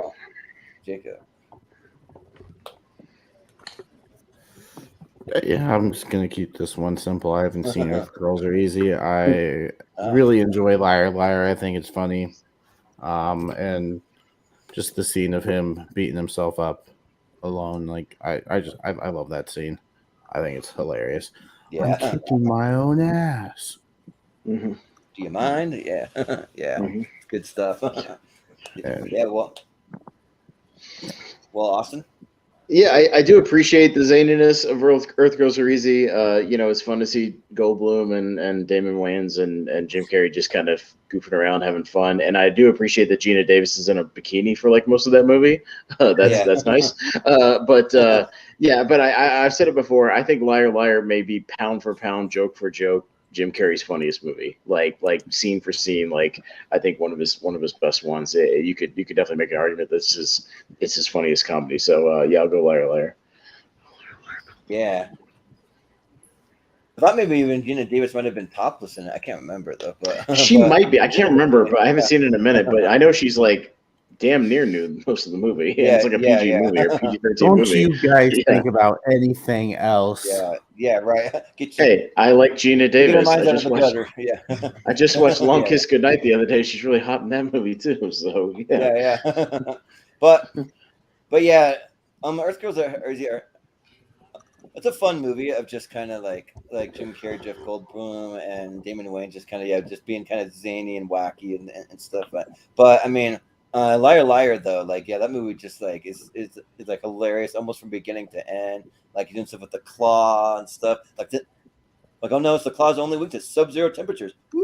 And then like the outtakes at the end are like some of the best outtakes that you'll see in a comedy. And yeah, that's good stuff. So I am gonna vote Liar Liar. Like pretty easy here. Malcolm?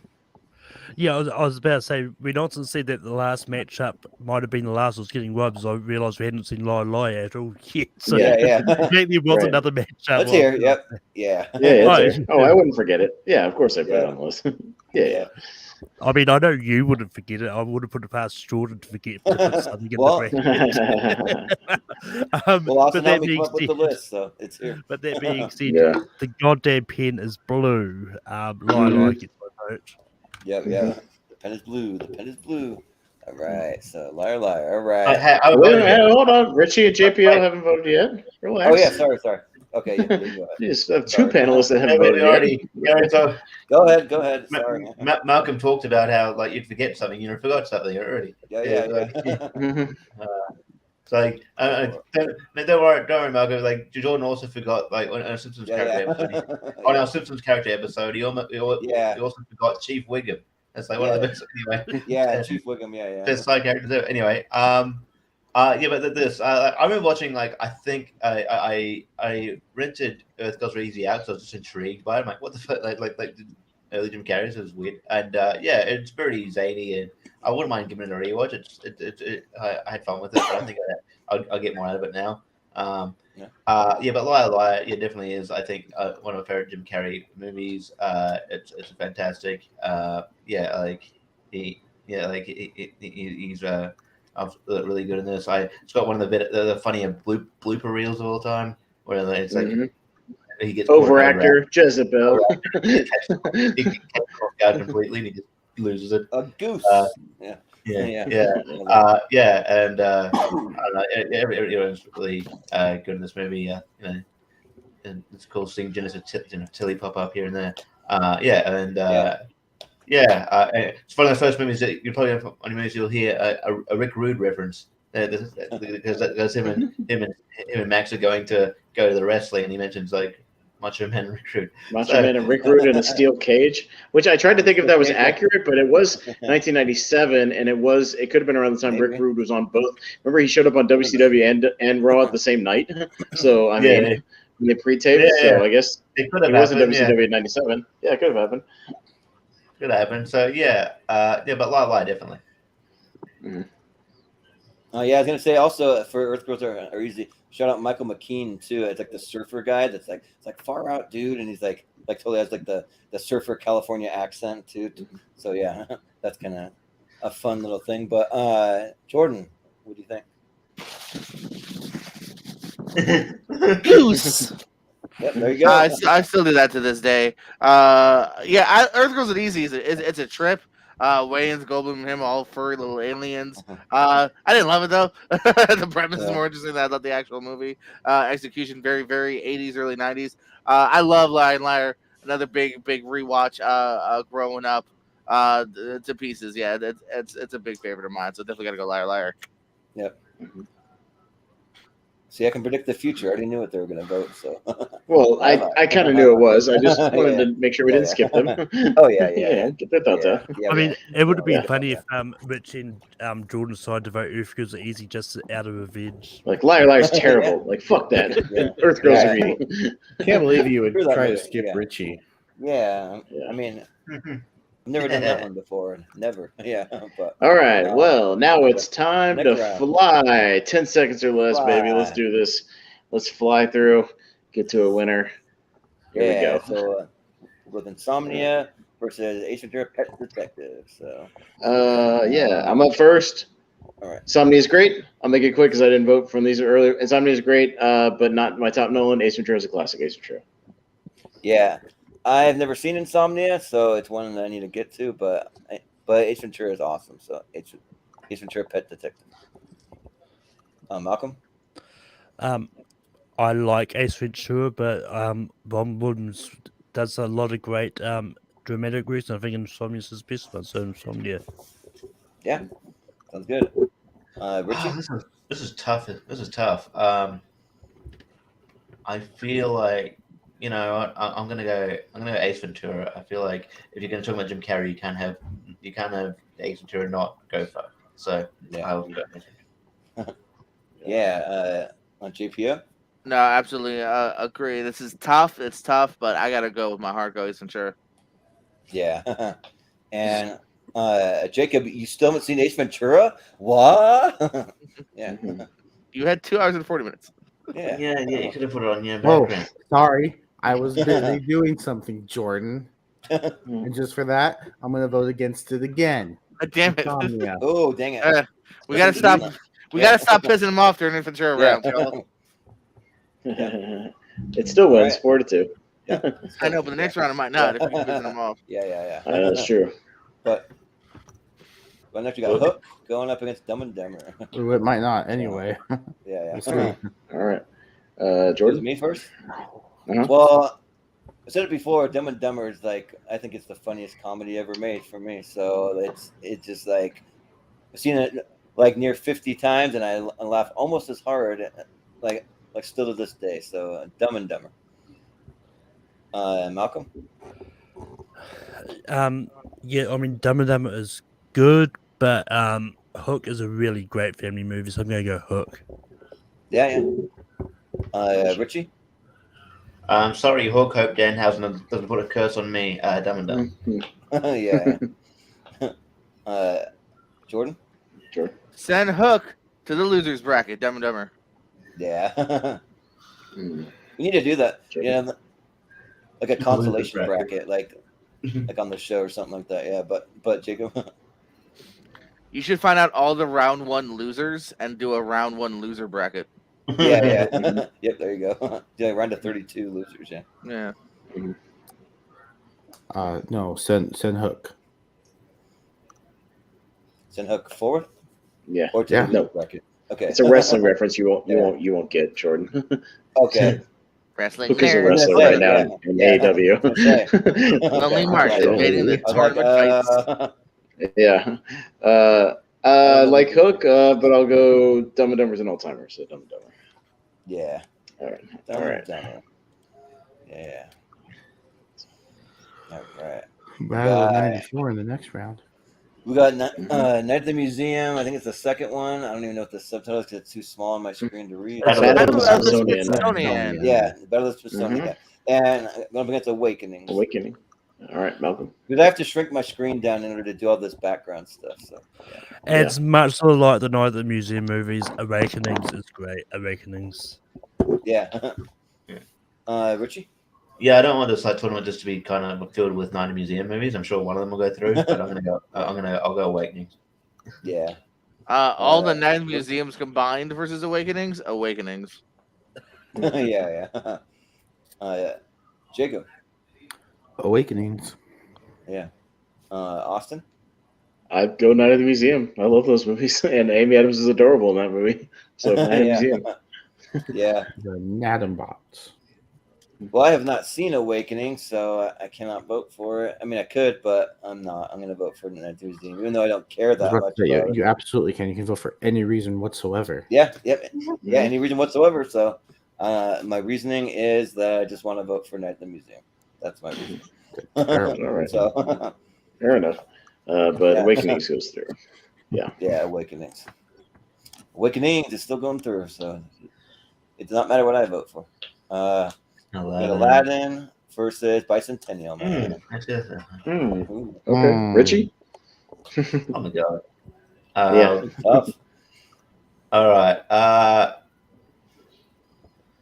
I'm gonna go Bicentennial Man.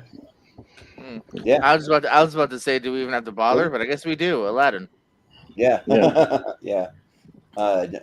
Jacob?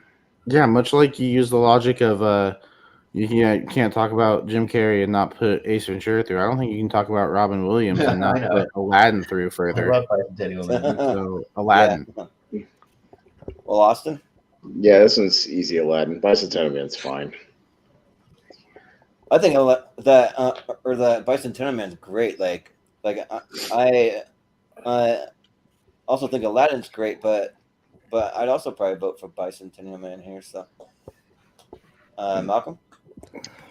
Let's make this interesting. Oh my god! I love Aladdin, but Bicentennial Man is my childhood. So I'm going to Bicentennial Man. Yeah. Wow. All right, we got a tie. We have a tie. It goes to JPO. Bicentennial Man's a childhood, not Aladdin. Aladdin came out earlier. Anyway. Oh, good. Thank God I got the tie, because this would have hurt me. Aladdin. I watched Aladdin for the first time a few years ago. I never watched it growing up. I'm sorry your parents didn't love you. What can I say? Yeah. Well, Yeah, that's Aladdin. Aladdin squeaks through. Oddly enough, Wow. it squeaks through. yeah. I understand. Yeah. Yeah, that's weird. Me saying that. The things I really love about Aladdin is a couple of things that I kind of don't relate to so much, like the whole new world scene and stuff. It's just not. I mean, it like Aladdin What? famously didn't make our top animated movies of the 90s. Yeah, Y'all were high. You're crazy. But it wasn't. Angry letters that whole We page. need to redo those it was with more that, but Malcolm. it was more of a case of some of the panelists wanted to try and get anime moves some other things, so they wanted to limit the Disney ones that made it on. We talked about it. It came up in conversation. when they said no, interesting. But we got Fern Gully versus Yes Man. So who's first? All right. Owens is up first. All right. Oh, I wanted to think about this for a second. We have 10. 8, 7. 10. I'm gonna go Yes Man. Yeah. Jacob? I'm gonna go Ferngully. Let's go Batty. Yeah. Austin? I'm gonna vote for Avatar. I mean Ferngully, Yeah. Right. Yeah. because that's what Avatar is. It's Ferngully for the 21st century. Yeah, I'm gonna vote for Avatar: The Last Rainforest. Yeah. That's the Ferngully, fourth yeah. movie. Yeah. But Malcolm, what do you think? I mean, isn't Fern Gully just Dances with Wolves? But I'm going to go Yes Man. Yeah. I don't know. No, Avatar's Dances with Wolves. Richie. I'll give some love to Yes Man. I actually do like it more when I rewatch it. Yeah. All right. Another tie. I figured this would kind of pick up with the ties later, so this one goes to Mr. Barber for the tiebreaker. Send Ferngully through. Yeah. Fern I Gully. never thought Ferngully would make it to the Sweet 16, to be honest. Yeah. When I put it on the Yeah. list, I thought people would be like, "Why is Ferngully Ferngully here?" But yeah, okay, hey, there you go. The last Honestly, it's rainforest. this They're like close trying to to my destroy top the one for rainforest. Yeah. Yeah. Trying to destroy all our oxygen that we breathe that comes from the rainforest. But we have Ace Ventura, When Nature Calls, up against Jumanji. Well, sorry, Jordan. Well, Well, isn't this a Battle of '95 as well. Both '95 movies. Yeah, Might be. Yeah. I think so. Jacob. Jumanji. Yeah. Yeah. Austin. Yeah, Jumanji's awesome. Jumanji. Yeah, it might be the lone wolf here because I do really like Jumanji, but I like Ace Ventura more. So When Nature Calls, yeah. So, Malcolm, I know where you're going. When Nature Calls shouldn't have come out of round one. Jumanji. yeah. Richie. In an alternative universe, Ace Ventura and Jumanji meet, and then Ace Ventura comes out of that rhino's ass. Yeah, right. But anyway, It'll be funny to see. Jumanji is easy. Well, they both have kind of a similar scene because doesn't When Nature Calls have the scene where all the animals bust into the room, like he calls them all in there, and they like bust through the wall. There's also a Jumanji like the stampede through the house, like they're like the same scene. Yeah, oddly enough. Yeah. Well, the scene where like the animals are like in the room. I don't know if they bust through or do they. I can't remember. I thought the elephant like breaks the wall or something. I don't know. I can't remember. Yeah, it might happen. Yeah. I gotta go Jumanji. Yeah. Jumanji. Yeah.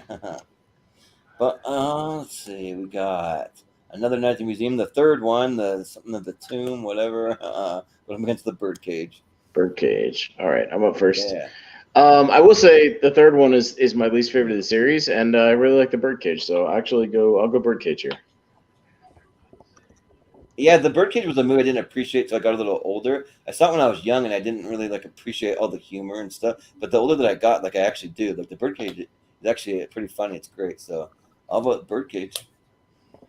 Malcolm. I still haven't seen the Birdcage. Night at the Museum for you. Yeah. Richie. The Birdcage definitely. Yeah. Jordan.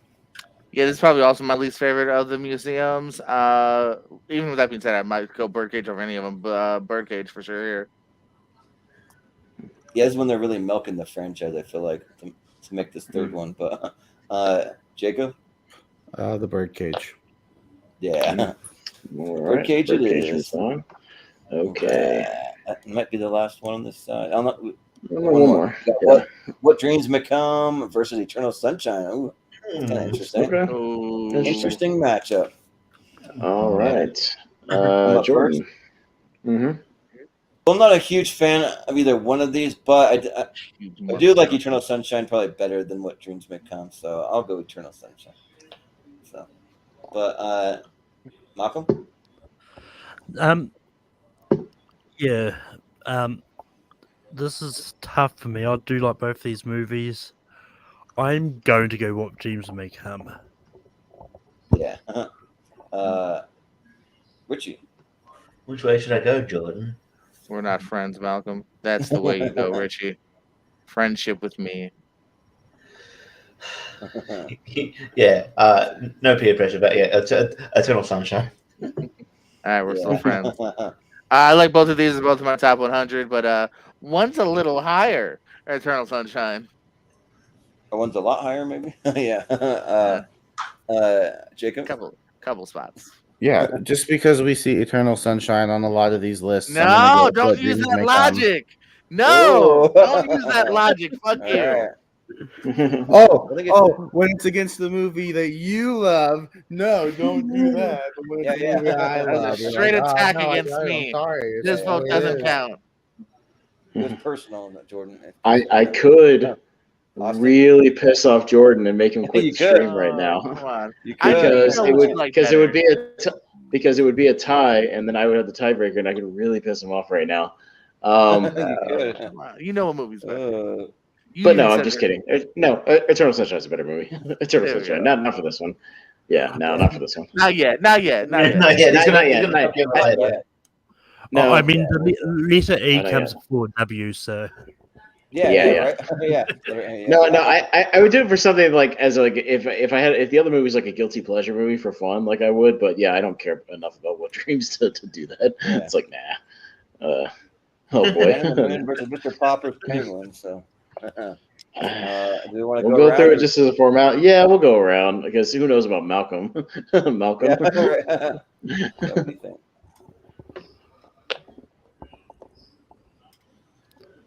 Right, so it's starting off for me. Yeah. I thought you were I couldn't remember who started off last time. Oh yeah. I was Yeah. just waiting for, but yeah, I still haven't seen Man on the Moon. I do like Mr. Popper's Penguins, but I'm going to vote for Man on the Moon. Oh, okay. Yeah. Okay. Okay. See, I thought he might have said Penguins. That's why I me go around. Richie. Would you believe we put a man on the moon? Yeah. Yep. I have to hear that song every fucking day at work. By the way, they play Oh, a playlist. They did. Yeah, it's made me hate that song. Yeah.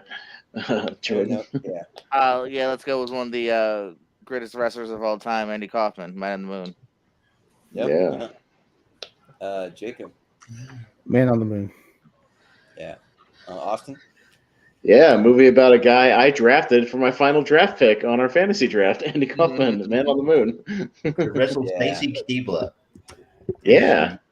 Well, just to start the intergender thing, and then it works up to like it did in real life. Yeah. That makes sense. Yeah. It's good booking. Let me think here. Yeah.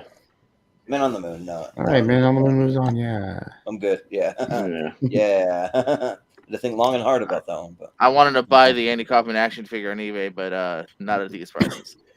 yeah. How much do they go for? I'm not seeing even loose. I'm not seeing anything cheaper than like $60 to $100. Oh shit. Yeah. Well, we have Moscow on the Hudson somehow up against Night at the Museum. Wow. All right. Okay. Richie. I guess I'll give love to Night at the Museum since I've seen it now. I feel like Moscow the Hudson lucked out because it was up against Dumb and Dumber 2, which is atrocious. So You love a good wacky fish out of water story? Come on. It's not a wacky movie though. Yeah. It's not a wacky movie. It's not that poster is misleading. Yeah. It's more of an immigrant. It's more of a straight like immigrant movie. Yeah. It's okay. Yeah, but it only made it this far based on the hate of Dumb and Dumber 2. So let's go with fine. Let's actually push it. All these museums are getting knocked off. So let's go with Night Museum. Yeah. Yeah.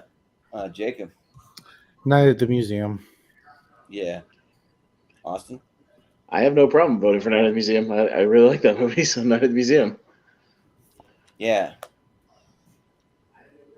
If I was invited to a movie night and there are two movies we had to choose from, and one of them was one I didn't care about, and one was one I hadn't seen, and That's still longer didn't than 10 seconds, Jordan. look that interesting. 10 seconds. Hurry up. We're not doing that anymore. Nope, I got to go for 30 more seconds. No, I'm voting for Night at the Museum. Malcolm? Not at the museum. Yeah. All right. All right. So Night at the Museum. Mm-hmm. All right. Moving on, we got Good Morning Vietnam against Horton Hears a Who. Horton Hears a Who. So, okay. Jordan. Jordan. Good morning, Vietnam. Yeah. Good morning, Horton. Yeah. Jacob. Good morning. You'd be a great DJ. All right. Yeah. Vietnam. Yeah. Austin. Easily Good Morning Vietnam by a long shot. Yeah. Yeah. Yeah. Good Morning Vietnam. Malcolm. Good morning, Vietnam. Mm-hmm. Yep. All right. Richie. Good. Okay. Good morning, Vietnam. There you go. Someone doing it in the background. It sounded like. No. I've got it on my TV. So like Oh. my person who's Okay, listening, so that's what it is. Okay, nice. So there's a bit of a what was that in the 5 second background? Yeah. Bit of a delay over in Australia, but yeah. Good morning, Vietnam. It is. All right. So we got Dead Poet Society. Death to Smoochie. All right, dead or death, guys. We'll start with Jacob. Yeah, easiest one so far for me, Dead Poet Society. Yeah. Austin?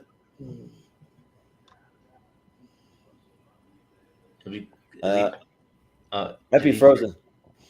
Yeah, that happened the other night. You might have to drop back. And I vote for Dead Poets Society. Yeah. Dead Poets Society. Yeah. I'm gonna vote for. Oh, Captain, my Captain, Dead Poets Society. So. Good morning, Dead Poets. Yeah. You're back. All right.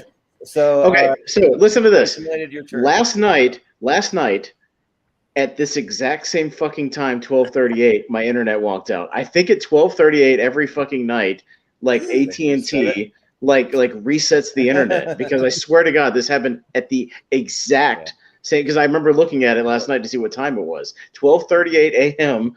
My internet's gonna shut off for a minute. Yeah, so I don't know. Like, Weird. so every time we go late, I'm just gonna have to be like, all right, here comes 12:38. I'm gonna fucking crap out for a minute. I'll be back in a minute.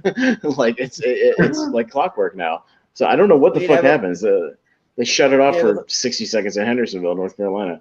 I don't know. We need to have a little countdown timer in the corner, like every episode. Yeah, be like, yeah, I swear. I swear to God, it was the exact same night. I remember it. 4, 3, 2, and he's frozen. Bye. Yeah. Yeah. So I don't know what the votes are at, but I'm assuming that Dead Poets Society is probably getting more. There's 2 votes for Dead Poets Society so far. So, yeah. Okay, gotcha. But what would you go for, Austin? Dead Poets Society. Yeah. Yeah. Malcolm? Dead Poets Society. Yeah. Richie? Yeah, Dead Poets Society. Yep. Yeah, clean sweep, easy. Dead Poets. Yeah. Clean sweep. Carpe diem. Seize the next round. All right. That's not what that means. No, but it's close. Literal Jacob. Yeah. I should know because Dead Poets Society is my dad's favorite movie. And he has it on a shirt. He has it on signs around our house, like Carpe Diem, all that. Yeah. But Carpe Diem, seize the carp. Yep. Exactly. We have I Love You, Philip This Morris. This is gonna be a tough one. Goodwill. Yeah. Goodwill. Yeah. This is tough. I'm up first. Yeah. This is tough. Like they're both really good movies. I'm tempted to go for Philip Morris just because it doesn't get enough love, but like, God damn it, Good Will Hunting was really good. So I can't vote against Good Will Hunting, but I really love Philip Morris. Yeah, I think I gotta go the same way. Like I do like I Love You, Philip Morris. I was late to the party. I only saw I Love You, Philip Morris like 2 months ago or something. But yeah. But actually, funny enough, I only saw Good Will Hunting maybe like 3 months ago, and I like that one better. So I'll do Good Will Hunting. But Malcolm. Good Will Hunting. Yeah. Richie? I'll give you some love to I Love You, Philip Morris. But yes, Goodwill, it's hard, and I don't mind if Good Will Hunting as well. Yeah. Jordan? Man, I wish Philip Morris didn't have such a heavyweight against itself, but I gotta go Good Will Hunting. Yeah. Well, Jacob, I know where you're it's his like favorite movie of all time, or top three. So I'm pretty sure I know where he's going. Yeah, in the top 3. Yeah, Good Will Hunting. Yep. Good Will Hunting. Oh, I thought he loved Philip Morris. Yeah. I haven't seen Philip Morris. I guess you don't love him. No. I can't love somebody I don't even know. You can. I love Christmas. I don't even know you anymore. Yeah. We got the Mask. I love Anna Kendrick. I've never met her, but I love it. You back off. I have called dibs on multiple occasions. You can't call dibs on women. Not how it works. This is the 21st century. Whoever's house she shows up to first wins. Okay, that's how it works. All right. I'll be right back. Someone's knocking at my door, guys. Oh, hi, Oh shoot! Yeah. All right. See you later. But we got the Mask going up against. Sorry, it's the neighbors telling me I'm being too loud.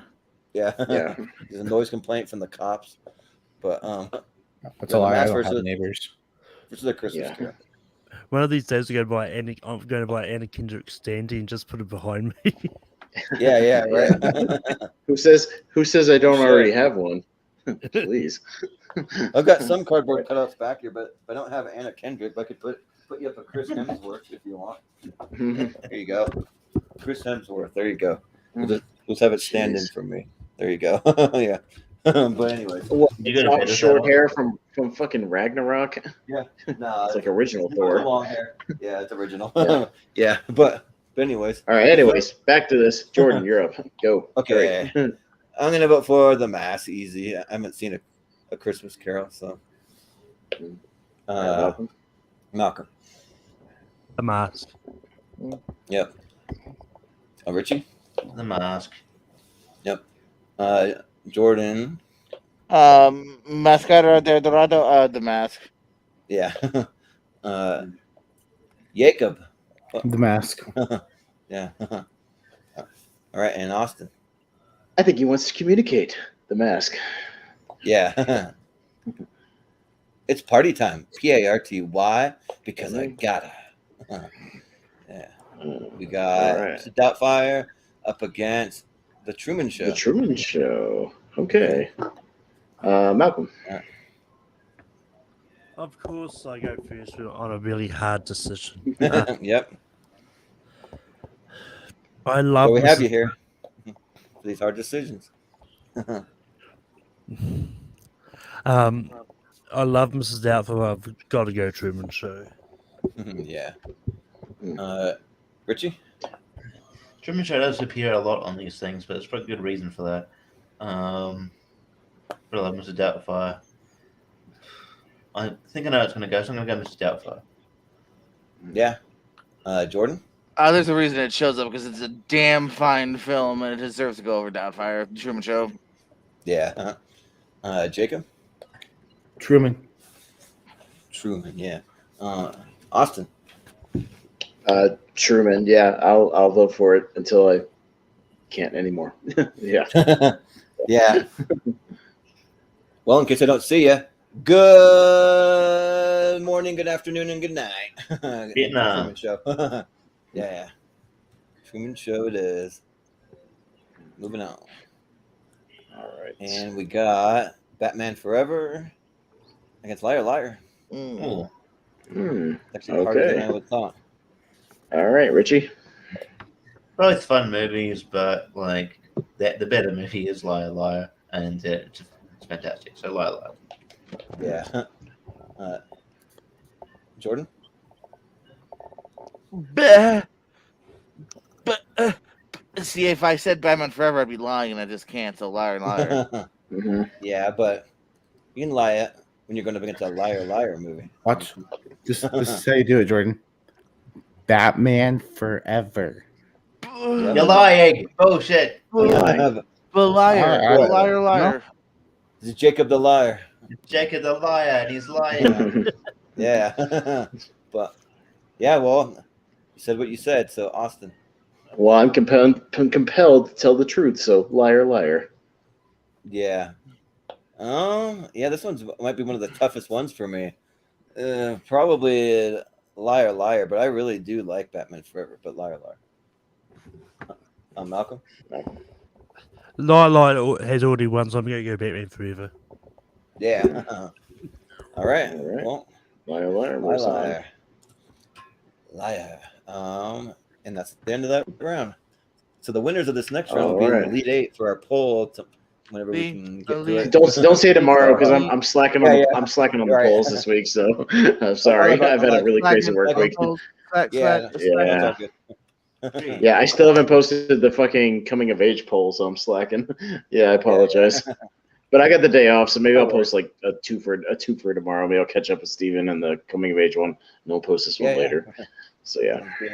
Well, we got Ace Ventura Pet Detectives versus Dumb and Dumber. Ooh, that's a good matchup. So, and it's Jordan Owens, right? Yep. Okay. Yeah. Ooh, battle of his breakouts, huh? I've always leaned more towards Ace Ventura, so I go Ace Ventura. Yeah. Jacob. Dumb and Dumber. Yeah. Austin.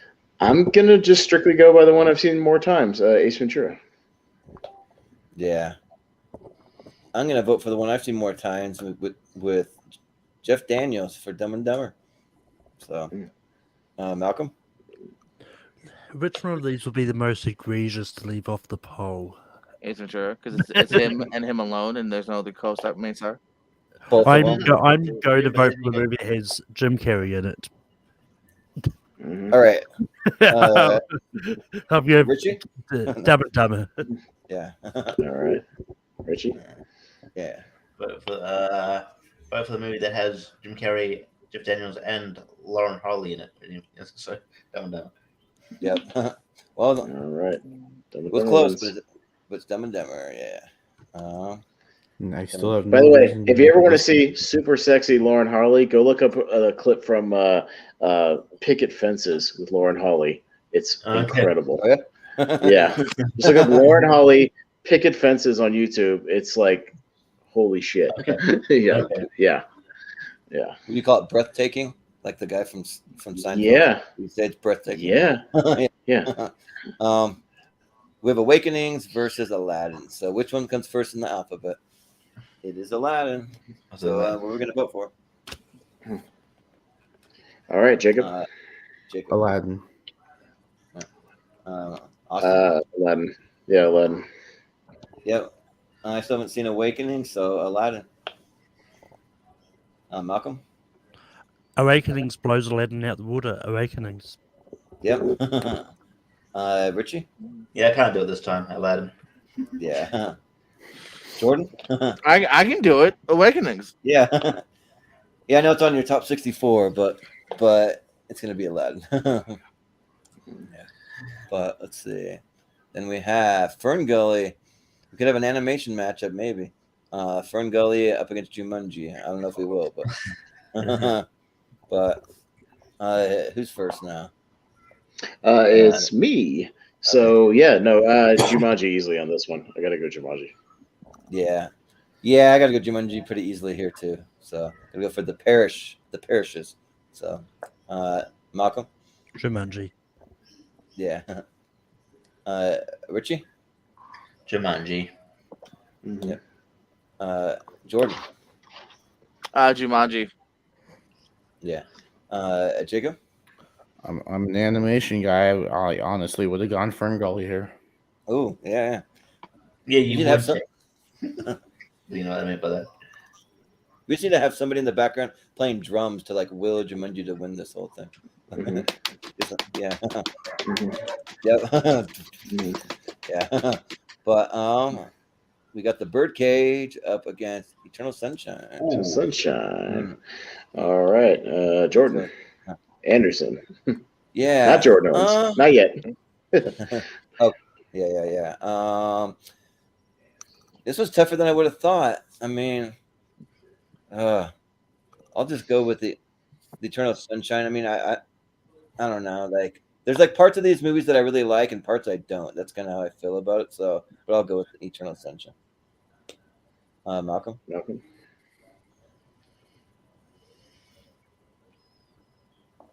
Malcolm. Okay. Microphone. What are you doing? Eternal with us? Sunshine. Okay. All right, there you go. You're just taking his full Reggie? 10 seconds. It's all right. Yeah. Richie. Birdcage. Yeah. Oh, now our friendship's over, Richie. Yeah. Yeah. Give me a second. Let me ask two people. What do you guys think? What, you're Birdcage fans? What the fuck? Eternal You're gonna go for Sunshine. Birdcage. Yeah. Eternal Sunshine. Jacob. I didn't see anybody for Birdcage. sure last round. Fuck you! Our friendship's over. Okay. All He right. put me in the same position, but I'm still not going to do it because, I might vote against Eternal Sunshine eventually against a movie that's more fun, but I'll at least get it into the poll for Jordan, so at least he's happy about that. So yeah, Eternal Sunshine. Yeah. Good vote for At Jordan. least, We'll get at it. least, no, I feel like being nice now. I'm in a better mood than I was when I was on the stream, so it's okay. Yeah. But don't be surprised if I vote for Jumanji over Eternal Sunshine. It's Honestly, in the poll, at least. It's in the Yeah, poll. right. It's in the poll. It's in the poll. It's in the poll. It'll Yeah, make it. It's there. It's there. We have Man on the Moon up against Night at the Museum. Okay, Right. Malcolm.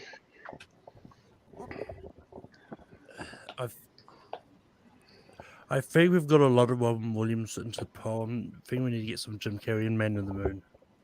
It's even right now. It's 2-2. Dumb and Dumber, Okay. Eternal Sunshine, and Aladdin and Jumanji. That's 2-2. I mean, I'm still voting yeah. Man on the Moon. Yeah, it's literally split even. We have even amount right now. So yeah, okay. It just feels like more, but yeah. Yeah. Richie? Richie? Yeah, Man on the Moon. Yeah. Jordan? I gotta go Man on the Moon. Yep. Jacob? Man on the Moon.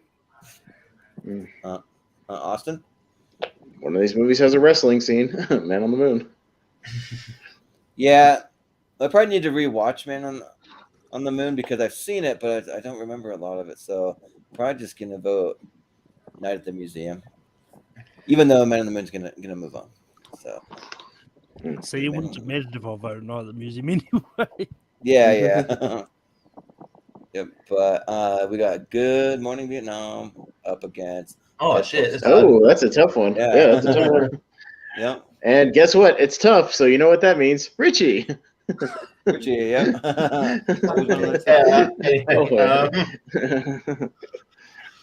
Of course. Dead Poet Society. Yeah. I agree. Got to seize that day. Dead Poet Society. Yep. Jacob? Let's just keep things interesting. Good Morning Vietnam. Yep. Austin? I'm genuinely going Good Morning Vietnam. Yeah. Yeah, like I probably need some more time for Good Morning Vietnam to sit with me, so I just literally saw it for the first time this morning, so I'll go Dead Poet Society. Malcolm? Dead Poet Society.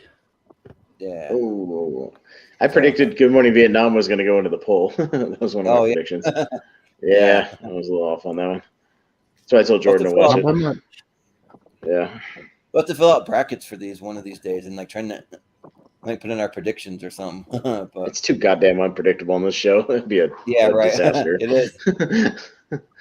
Yeah. Well, so is any tournament. I mean, the NCAA tournament, like it's unpredictable. Yeah. I would just look at all of your predictions and go against them. Yeah. Like you're gonna get that wrong and that wrong. Yeah. And you could actually win doing that, like for real, because it's that chaotic. But all right. But with Good Hunting and the Mask. All right, Mr. Owens. Oh, Good Will Hunting. Yeah. Jacob? Petition to change it to Great Will Hunting because this movie is great. Yeah. Austin? The Mask. Well, somebody stop me from voting for Good Will Hunting because I'm voting for that. So, Good Will Hunting. Malcolm? The Mask. Yep. Richie? Where are the votes at? It's gonna be a tie. I'm not going to tell you. I'm not going to tell you. Yeah. Just vote. You could put it to a tie, but which way? The Mask. And it's a tie. It's a tie. I'll put through the Mask. Ooh, we're gonna put through the Mask. All right. Well, yeah. Well, I guess you're off Jacob's podcast then, right? Jacob's going to quit our podcast now. He's not going to send me a link. Yeah. But yeah. And he's out. Yeah. All right. Well, he's got the power to bring himself back in. I'll let him do it. Yeah. With the Truman Show. Oh, this is tough. God damn it. Yeah, this is really tough. Oh. All right. Who's first? Jacob. Jake. All right. You can't quit yet. We need your vote. Truman. Yeah. He's just ejected.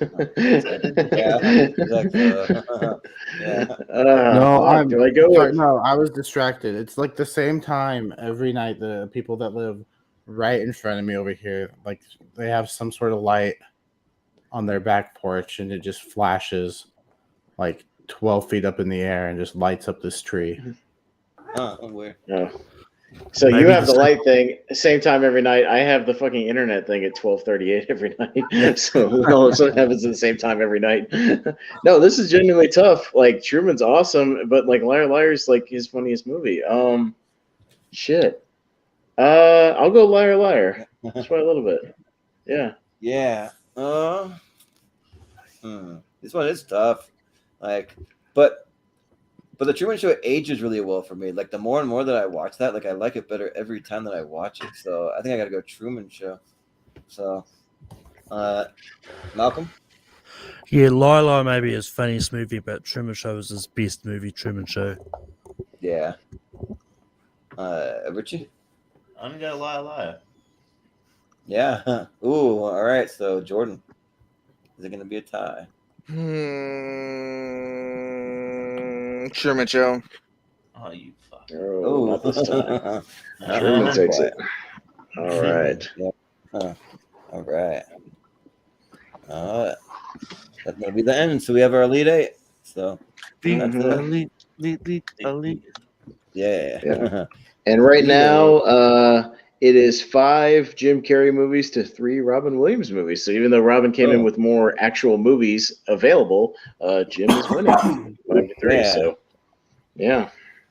Well, we got Dumb and Dumber up against Aladdin. What's up first? So, Okay. who's up All first? right. Me first. I'm up first. Yeah. Oh man, this is a tough one. I'm gonna go Aladdin.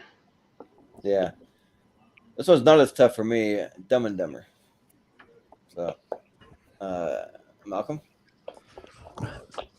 Jim Carrey's got more movies than the Aladdin. Yeah. Richie. All right. Richie's having an attack. I'm going to go Aladdin. I'm going to go Aladdin. Okay. I'll go Aladdin. Okay. Aladdin. All right. Yeah. Owens.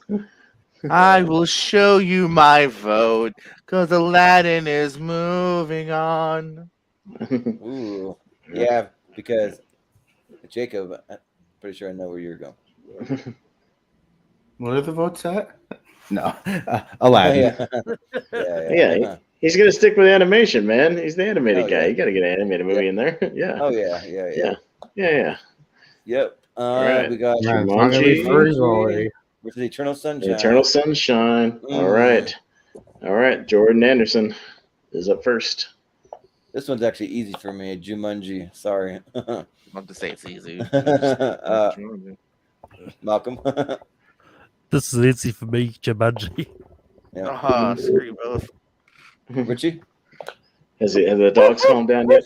Eternal Sunshine. It's very. What do you think, Jasper? I think he thinks Jumanji. There you go. Your dog has crappy movie opinions. No, I figured this round was gonna break my heart. Eternal Sunshine, but I like Jumanji, so I'll live. Yeah. Jacob.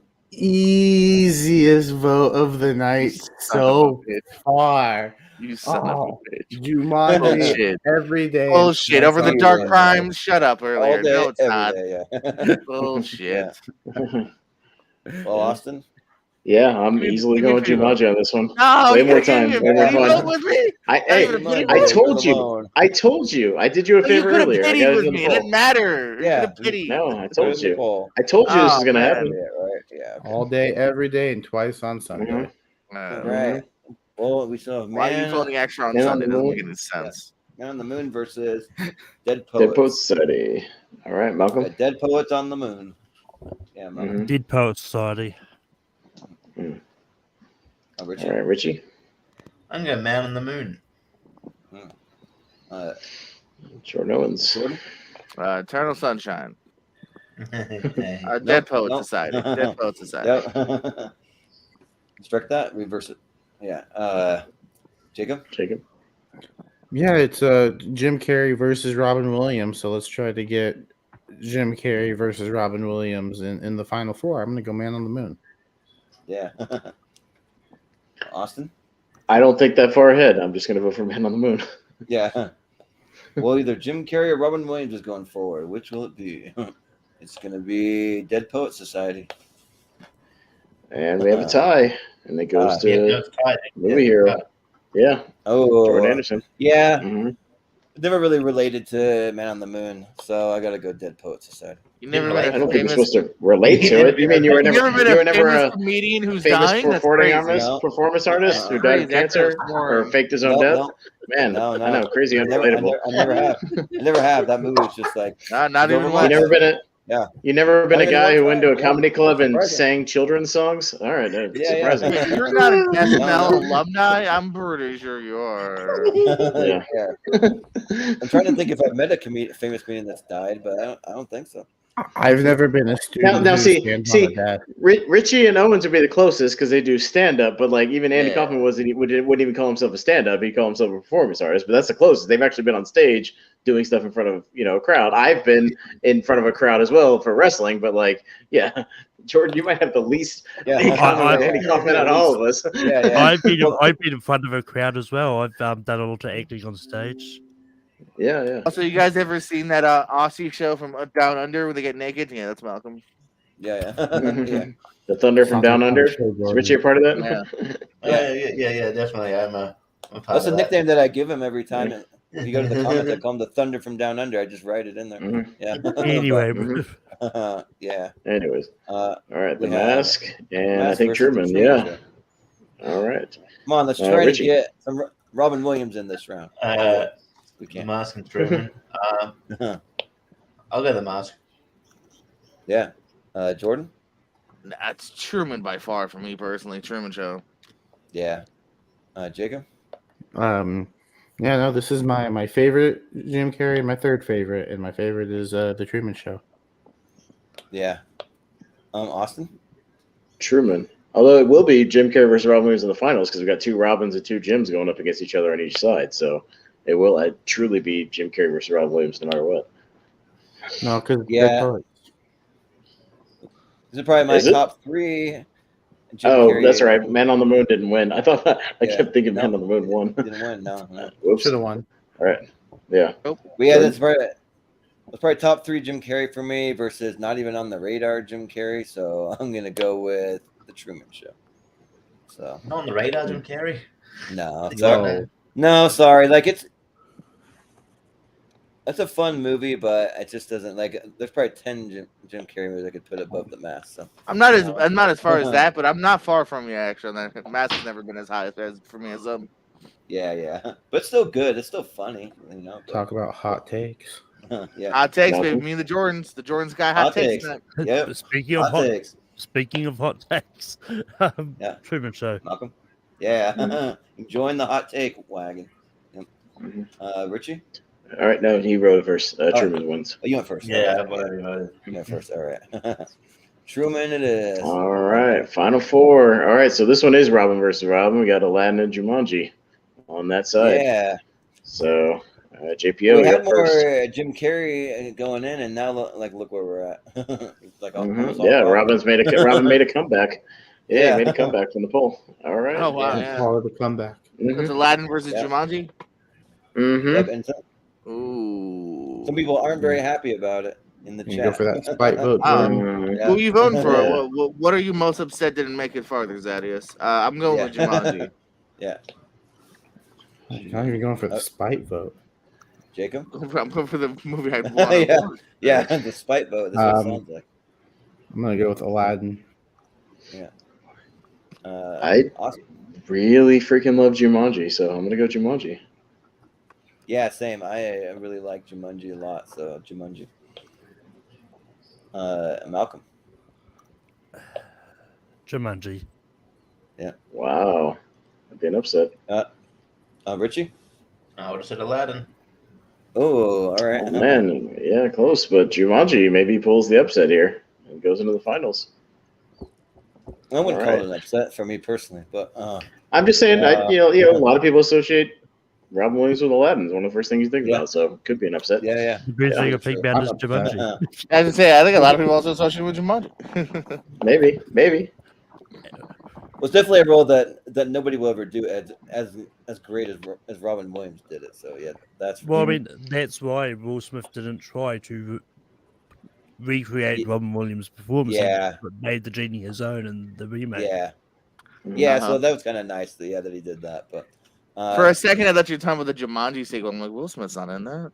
Yeah, Will Smith in the Jumanji. You're thinking of Kevin Hart, is what you're thinking of. Yeah, but we have. That's not what I meant, but Jacob, okay. Yeah.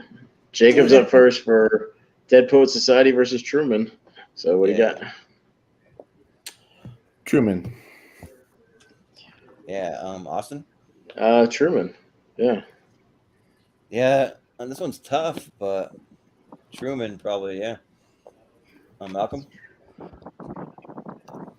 I'm going to vote for my heart, and that makes me a true man. So Truman. Oh God. Yeah, and Zaddy's what's upset about the mask. So at least Richie, you got Zaddy's right on on. your Gotcha. side. I see.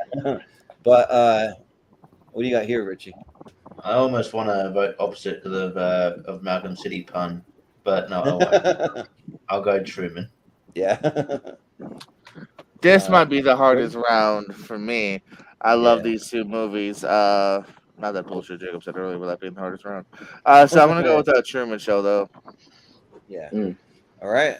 So Truman. All right, sweet. So it's truly a Jim Carrey versus Robin Williams here in the finals. It is. Jumanji versus Robin Williams. Jumanji.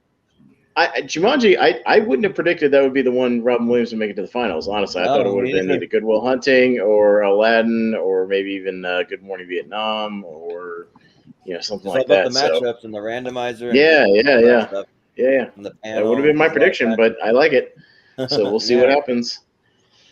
Oh man, right. I'm up first. Shit. Yeah, this one is tough. This is tough because it's like my childhood versus like the movie that's aged really well as an adult for me. Yeah. I'll go nostalgia on this one. I'll go Jumanji. Why not? Yeah, funny enough, like I think that like when I've been given the choice in real life scenarios, I've usually picked Jumanji more than I would go to Truman Show. So I got to go Jumanji. So. Malcolm. And there's literally only 3 years between both of these movies. But I'm gonna go Truman Show. Yeah. Richie. I'll go Jumanji. Yeah. Oh. All right. Well. Oh no. Yeah. Who's gonna? Oh shit. Okay, wait. Does that mean? Because I feel like me and Jacob might agree. So was I gonna go to? Yeah. I'm going Truman Show. Yeah, we got some predictions here. I'm going Truman. All right. Oh, and it comes down to a tie, and it goes to Mr. Hot Take. It goes to Malcolm. I won't cover you up, but yeah. Look, I wouldn't be true to myself if I switched it now. Truman Show. Yes, the right choice. Truman Show it is. Well, and as it has been recently, Truman has won another tournament. I think was it Steven Shepard's favorite movies, maybe something like that. Oh yeah. It's another 2-time winner, kind of along with Infinity War and stuff. So it's a heavy favorite around tournament fights. Yeah, every time it comes up. But for a good reason, it's a good movie. All right. Yeah. Once we get to 64 episodes of this, we could go back and like take all the winners. We could put them in an actual tournament. That's true. We could do like a tournament fight winner. Yeah, but I have to go through 64 videos and fucking write them all down. Right. That's gonna take a minute. Yeah. You just go back to the polls you put on Facebook. I know. That would take a long time too.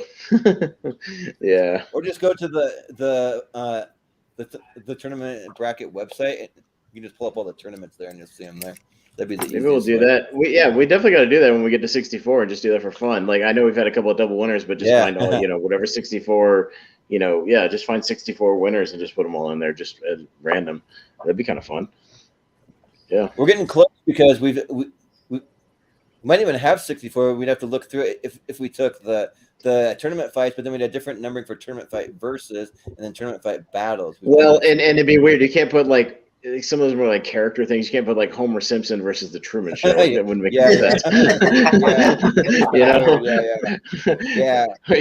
can't do like ones that had fictional restaurants. You can't do like Pizza Planet versus the Truman Show.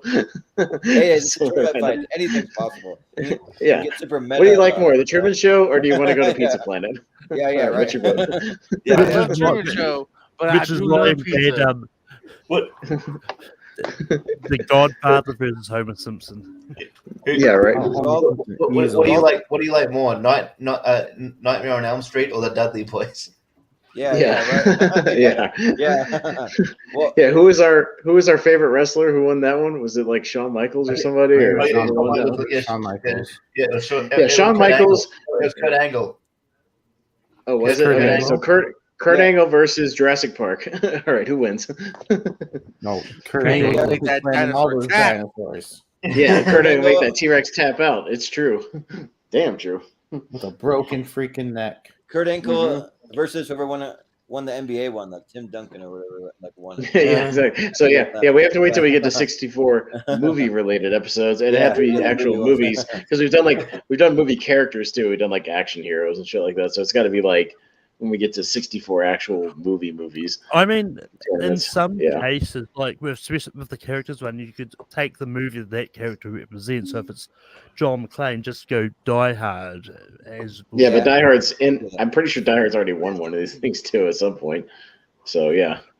We could just do it and they have it super random, and we'll all take some edibles, and we'll just be high as a kite, and we'll just vote for random shit, just for like entertainment. Isn't that what we do already? Yeah, right. We don't need the edit. We Almost. don't need. But- Yeah. Oh. Yeah, we're all tired. Like it's like the middle of the night for some of us. We're all kind of like loopy, but yeah, So late. There's a it's only, tournament bracket it's only for us. 5 at night for me. It's only 3 o'clock in the afternoon. Yeah. yeah. It's 1:15 in the morning for me. Yeah, and I've worked all day. All right. Well, there's the poll. So we'll have the lead 8 hopefully by the weekend, maybe. Well, I'm gonna try. I'm off tomorrow. I'm gonna go back and I'm gonna probably Yeah. put up the coming of age poll first, and I'll go in order, and maybe over the next couple of days put them back in order. So because we're not doing a show That's this all good. weekend, so I can spread out the ones from last week. So Yeah, we'll do that. sounds good. But yeah, that was a fun time. So thanks, guys, again for joining me. This is a good crew we have here. Some of our good regulars that we've had a bunch of times. So we'll just go around the horn, and if you have some plugs you want to do, or tell us where we can find you. So we'll start with Malcolm. Where can we find you? You can find me over on Take Few Productions, where I host Rankum every Saturday night. This Saturday is going to be top 12 extra movies of the 80s. It's going to be a lot That's of weird. fun. We're doing that too really soon. That's weird. Yeah. And I'm on both episodes. Nice. Yeah. That's awesome. Yeah, it's just funny how it just lined up like that. You know, to think Top Gun Maverick We together. had one other one that lined up like that. It's like we did like a horror one or something like that, where we had like the horror movie ones like in the same week or something, same decade. We'll have to. Well, yeah, but then Well, again, I think with that horror movie one, I'd done a Yeah. whole month of horror anyway, so it was leading Yeah, up. yeah. Because I think it might have been the horror movie championships or something like that. Something like we'll have to that, or compare- one of the decades lined up, something Yeah. like that. Yeah. We'll have to compare lists, Malcolm. Like your top 12 versus our like top 10 and 3 honorable mentions, so we'll have 13. It'll be close. But that being said, you can also find me hosting trivia over on Full Metal. Tomorrow, 8 p.m. Eastern, I'm doing a match all about A24 movies. So. Nice. Sounds good. Richie, where can we find you? You can find me on here on Tournament Fires Tier Ranker. I'll do also trivia with Jordan. Thing coming up tomorrow. Tomorrow's general, right, Jordan? Yeah. Yeah. Yeah, you're not on that though. Huh? You're not on that. Am I not? You didn't sign up. You can because there's Okay. one spot left. Okay. Well, Yeah. yeah, there you go. That's my vote. There you go. Thanks. Richie, do me a favor, beat Brian.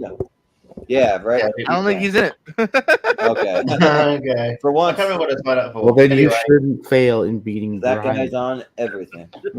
yeah. But yeah, other than that, like I usually do like Lonely Marks. I'm not sure if we're gonna do it this week because someone's fucking busy. No, it's all right. It's fine. It's fine. Yeah, he's busy. So is Jacob. Can't do any other night. Not tomorrow. Well, we'll be not doing Days it. for Lonely Marks. I'll be out of town. We'll guys. go on next week and talk about the AEW pay-per-view. So we're gonna watch the AEW pay-per-view and then review it. So that's coming up. There we go. Probably next week at some point. So that's coming up. Yeah, just do next week. Yeah, you're not busy next week, are you, Jordan? I mean, unless Tony Khan hires me, no. Okay. If you did, don't you remember the chat? Oh yeah, he did. Yeah. Aubrey and Taz are out. You and Pez are in. Yeah. Mhm. But yeah, then I'll be on Rankin with Malcolm doing the 80s action movies, and then I'll be on Tier Ranker doing action movies with guys. Of the 80s. Yeah. Yeah. Yeah. But yeah, so yeah, I'm around. So yeah, that's my pleasure. Nice. Jordan, where can we find you? Yeah, popping up on here from time to time. I was enjoying that. The Lonely Marks podcast Thursdays, usually Thursdays. Where we discuss some wrestling. Me, Jacob, Pez, Richie. We'll do the Double or Nothing review from AEW next week. That'll be fun. Wrestling. This week we got a nice weekend of stuff. Friday, Real Pro Wrestling in Fort Myers. Cody Deaner from Impact. We got a dog collar match, multiple title matches. That's gonna be a lot of fun. Saturday, Fighting for a Cure. Charity show for the American Cancer Society. We've raised thousands and thousands of dollars, and we're looking to do the same this Saturday. Haku, aka Ming, Jimmy Hart, me, that'll be there. Hey, Wednesdays, if you want to come to Steven Tomatoes in Fort Myers, I actually host live trivia every Wednesday too. That's a normal gig I normally have that I need to promote more. So that's a lot of fun. Over on YouTube, Pierce Wrestling Channel, live exclusive wrestling matches, wrestling podcast. Not a podcast, interview series actually with wrestlers, as well as the Pierce Co channel movie trivia. We're doing a match tomorrow. Richie, go sign up for it. And Yeah. Sounds good. Jacob, where can we find you? You can find me right here. Yeah. Yeah. Wait. Pull that up again, real quick. I love the slogan. Here, girls want everyone, right. even you. Even you. Yeah, That's great. even you. Yeah. Even you, you Man, lonely even son of a us bitch. fucking Even losers. yeah. Even you. Even Yeah. you schmucks. Yeah. They were actually Yeah, very man. persistent today. You must have heard me talking about those sex scenes in I Love You, Philip Morris, and they popped I out will- that to sue. I mean, I don't It's all think your that, fault. I don't think they started turning up until Richie mentioned LimeWire. As soon as mentioned oh yeah, Richie they mentioned LimeWire, as they all Yeah. started. like, wait a minute, we're still around. Yeah, but do you have anything else, Jacob? In all seriousness, 18 children have lost their lives today, and I usually don't bring that stuff up, but Yeah, that's, as you guys know, I work with children, and news like this just breaks my heart, and I'm not sure why senseless acts of violence like this need to happen. So I just hope stuff like this can get under control. Parents should not be mourning the death of their children. So let's be better. To piggyback off that too, talking about the wrestling world, we just lost someone here in Florida due to drunk driving. He was jogging, just trying working out. He just made his debut in April. He's a young kid here in Tampa, and that's another thing, guys. Like, if you need help, see somebody, whether it's violent, whether it's alcoholic. Like, these are both two cases that really could have and should have been avoided. You know what I mean? Life is short and fragile as it is. You know what I mean? This wasn't an illness we couldn't solve. This wasn't a Mother Nature thing that was just bad timing. These are two instances of things that it just shouldn't happen. So just love one another. If you see someone that needs help, see if you can get them the help. If you need help, get the help. yeah. Like, some reason I don't understand why shootings happen more in America than almost any other country. It's kind of weird, but these mass shootings happen way too many. Way too much. So. And to piggyback off that, be like Australia. Ever since Australia banned guns, I don't think they've had a mass shooting since. No. Yeah, we can add. We don't want to go too much to the rabbit hole, but I do agree with that. I part of the reason is the accessibility of guns. Yeah, but yeah. Yeah. Yeah. I think people just should be Australians in general. Like, Yeah. Let's just all be Australian. It's all okay. change it. All right, Richie, we're moving in. I'm gonna move there. I'm gonna get my citizenship. We'll be Australia, but you can keep your fucking spiders and snakes and shit to yourself. Yeah. Also, I'm a cat guy. All So the animals. I'm a cat guy, so you need to get rid of all your dogs. Do you want my veggie mine? You want my veggie mine? And got a crap ton of sharks over there too. I mean, I would suggest doing an Australia versus New Zealand movie tournament fights, but it'll just be me. It'll just be me. I love Will Rider. I haven't seen it. I love Will Rider. I like the castle. If you guys want to do a tournament fight versus, Ben, it's going to be mostly you guys like talking. Yeah. Open up the stream, do the introductions, and go. All right, we're leaving. You guys. Yeah, you guys have fun. Yeah, all right. Well, we had another tie, 1-1. So we're gonna yeah, 1-1. What we can this do one goes to Malcolm. This one goes to Richie. What we can do is look. Here's where to find the movie. We'll come back in a couple hours, watch the movie, and then give you a vote. Yeah. Longest, it's gonna be a 3-hour stream. 100-hour stream. I mean, I don't know how many like Kiwis and Australians there are in this community because I know there's Kiwi Jess from Northern Entertainment Network, but I can't. And Jack Marangoni. Michael Campbell and Kelly, but Jacob Blunt up from Shoutout. Yeah. Oh yeah. Mm-hmm. Yep. We'll think about it. But Austin, where can we find? Just getting back to plugs. Sorry, I don't have a political thing or some mass shooting to talk about. Those are all good causes. But I'm gonna just plug tomorrow night or tonight, whatever it is, because technically it's Wednesday, I guess, right now where I'm at. So me and Henry, Confidential and Us Frank stuff, will be doing Shane Black movies. So movies he wrote and or directed, other than the 2 Lethal Weapons that he did, so because we already did Lethal Weapons. So just 8 movies: Monster Squad, Last Boy Scout, Last Action Hero, Long Kiss Goodnight, Kiss Bang Bang, Iron Man 3, Nice Guys and the Predator. We'll be ranking those movies. So check that out if you wish, tonight, tomorrow night, whatever you want to call it. Check it out. And let me guess, Predator will be number 1. Yeah. Not on mine. No, Predator. If it was Predator 2, maybe. But not the Predator. The Predator, because he didn't write or direct the original Predator. He's just in it, so that doesn't count. The Predator that he directed. So yeah. Well, I don't really have anything either. I just second what you guys said about like supporting people that suffer from like mental disorders or like getting up from like drugs and alcohol, that kind of stuff. Definitely like get help yourself, or if you know somebody you think might need help, definitely reach out to them for sure.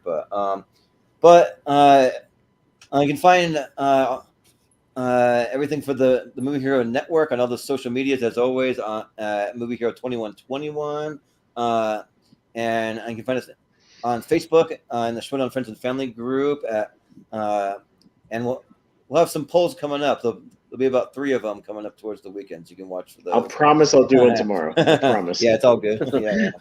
but and then you if you haven't hit the subscribe button, we always want to remind you to hit that because it definitely really helps us out a lot. We're doing a big subscribers push. We've been doing that for a while, but and then I did a little preview of some episodes we have coming up. We already mentioned the best 80s action movies. We actually had to push that to Monday, May 30th, because of my crazy work schedule. They're having me go out of town for some stuff. But and then we're going to be doing best disaster movies / nature survival movies. So that's one coming up. Let's go, Twister. Yeah. And then we're going to have best summer camp movies / movies set primarily in the summertime. So I'll have that. We're going to have best road trip / vacation movies. And then I'm going to be doing my top 128 coming up on Sunday, June 12th. It'll be part 1 of that series. So we'll be getting into that. Then we also have the When Animals Attack movies coming up. So we're doing that right before.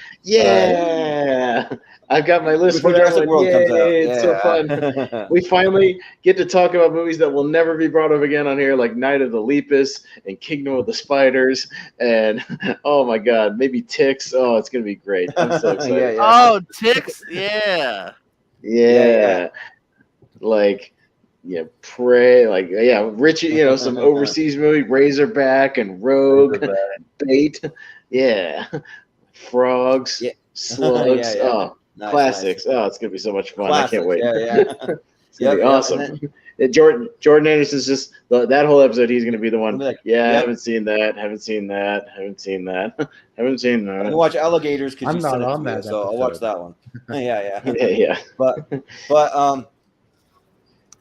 But then just one last episode I want to mention because we got a pretty big panel for it. We're going to be doing best 70s action movies actually on Father's Day, and we're going to have a bunch of Schmodown people on. So we're going to have Adam Witt, we're going to have Mark Edward Hoyk, we're going to have John Kaiser, and we're going to have Vinny Mancuso on that. So that'll be gonna go for 6.5 hours. I joked before it's going to be 7 hours. Yeah, it's going to be a stacked episode, and it's going to go long. Everyone's like, oh my god, Kaiser and Vinny and Adam are all going to talk 8 hours about each pick. Well, I mean, it's a tier ranker, so we can somewhat control the time. But I think even the last time we had Kaiser and then one tier ranker, it went 3.5 hours, and we usually do 2.5.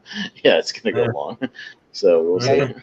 Well, Adam Witt already told me that he's going to take an extra nap. He's going to make sure he's well hydrated, all of that stuff. So but so that'll be a fun time. So that's pretty much where you can find all of us. So, but thanks again, you guys, for being on the episode.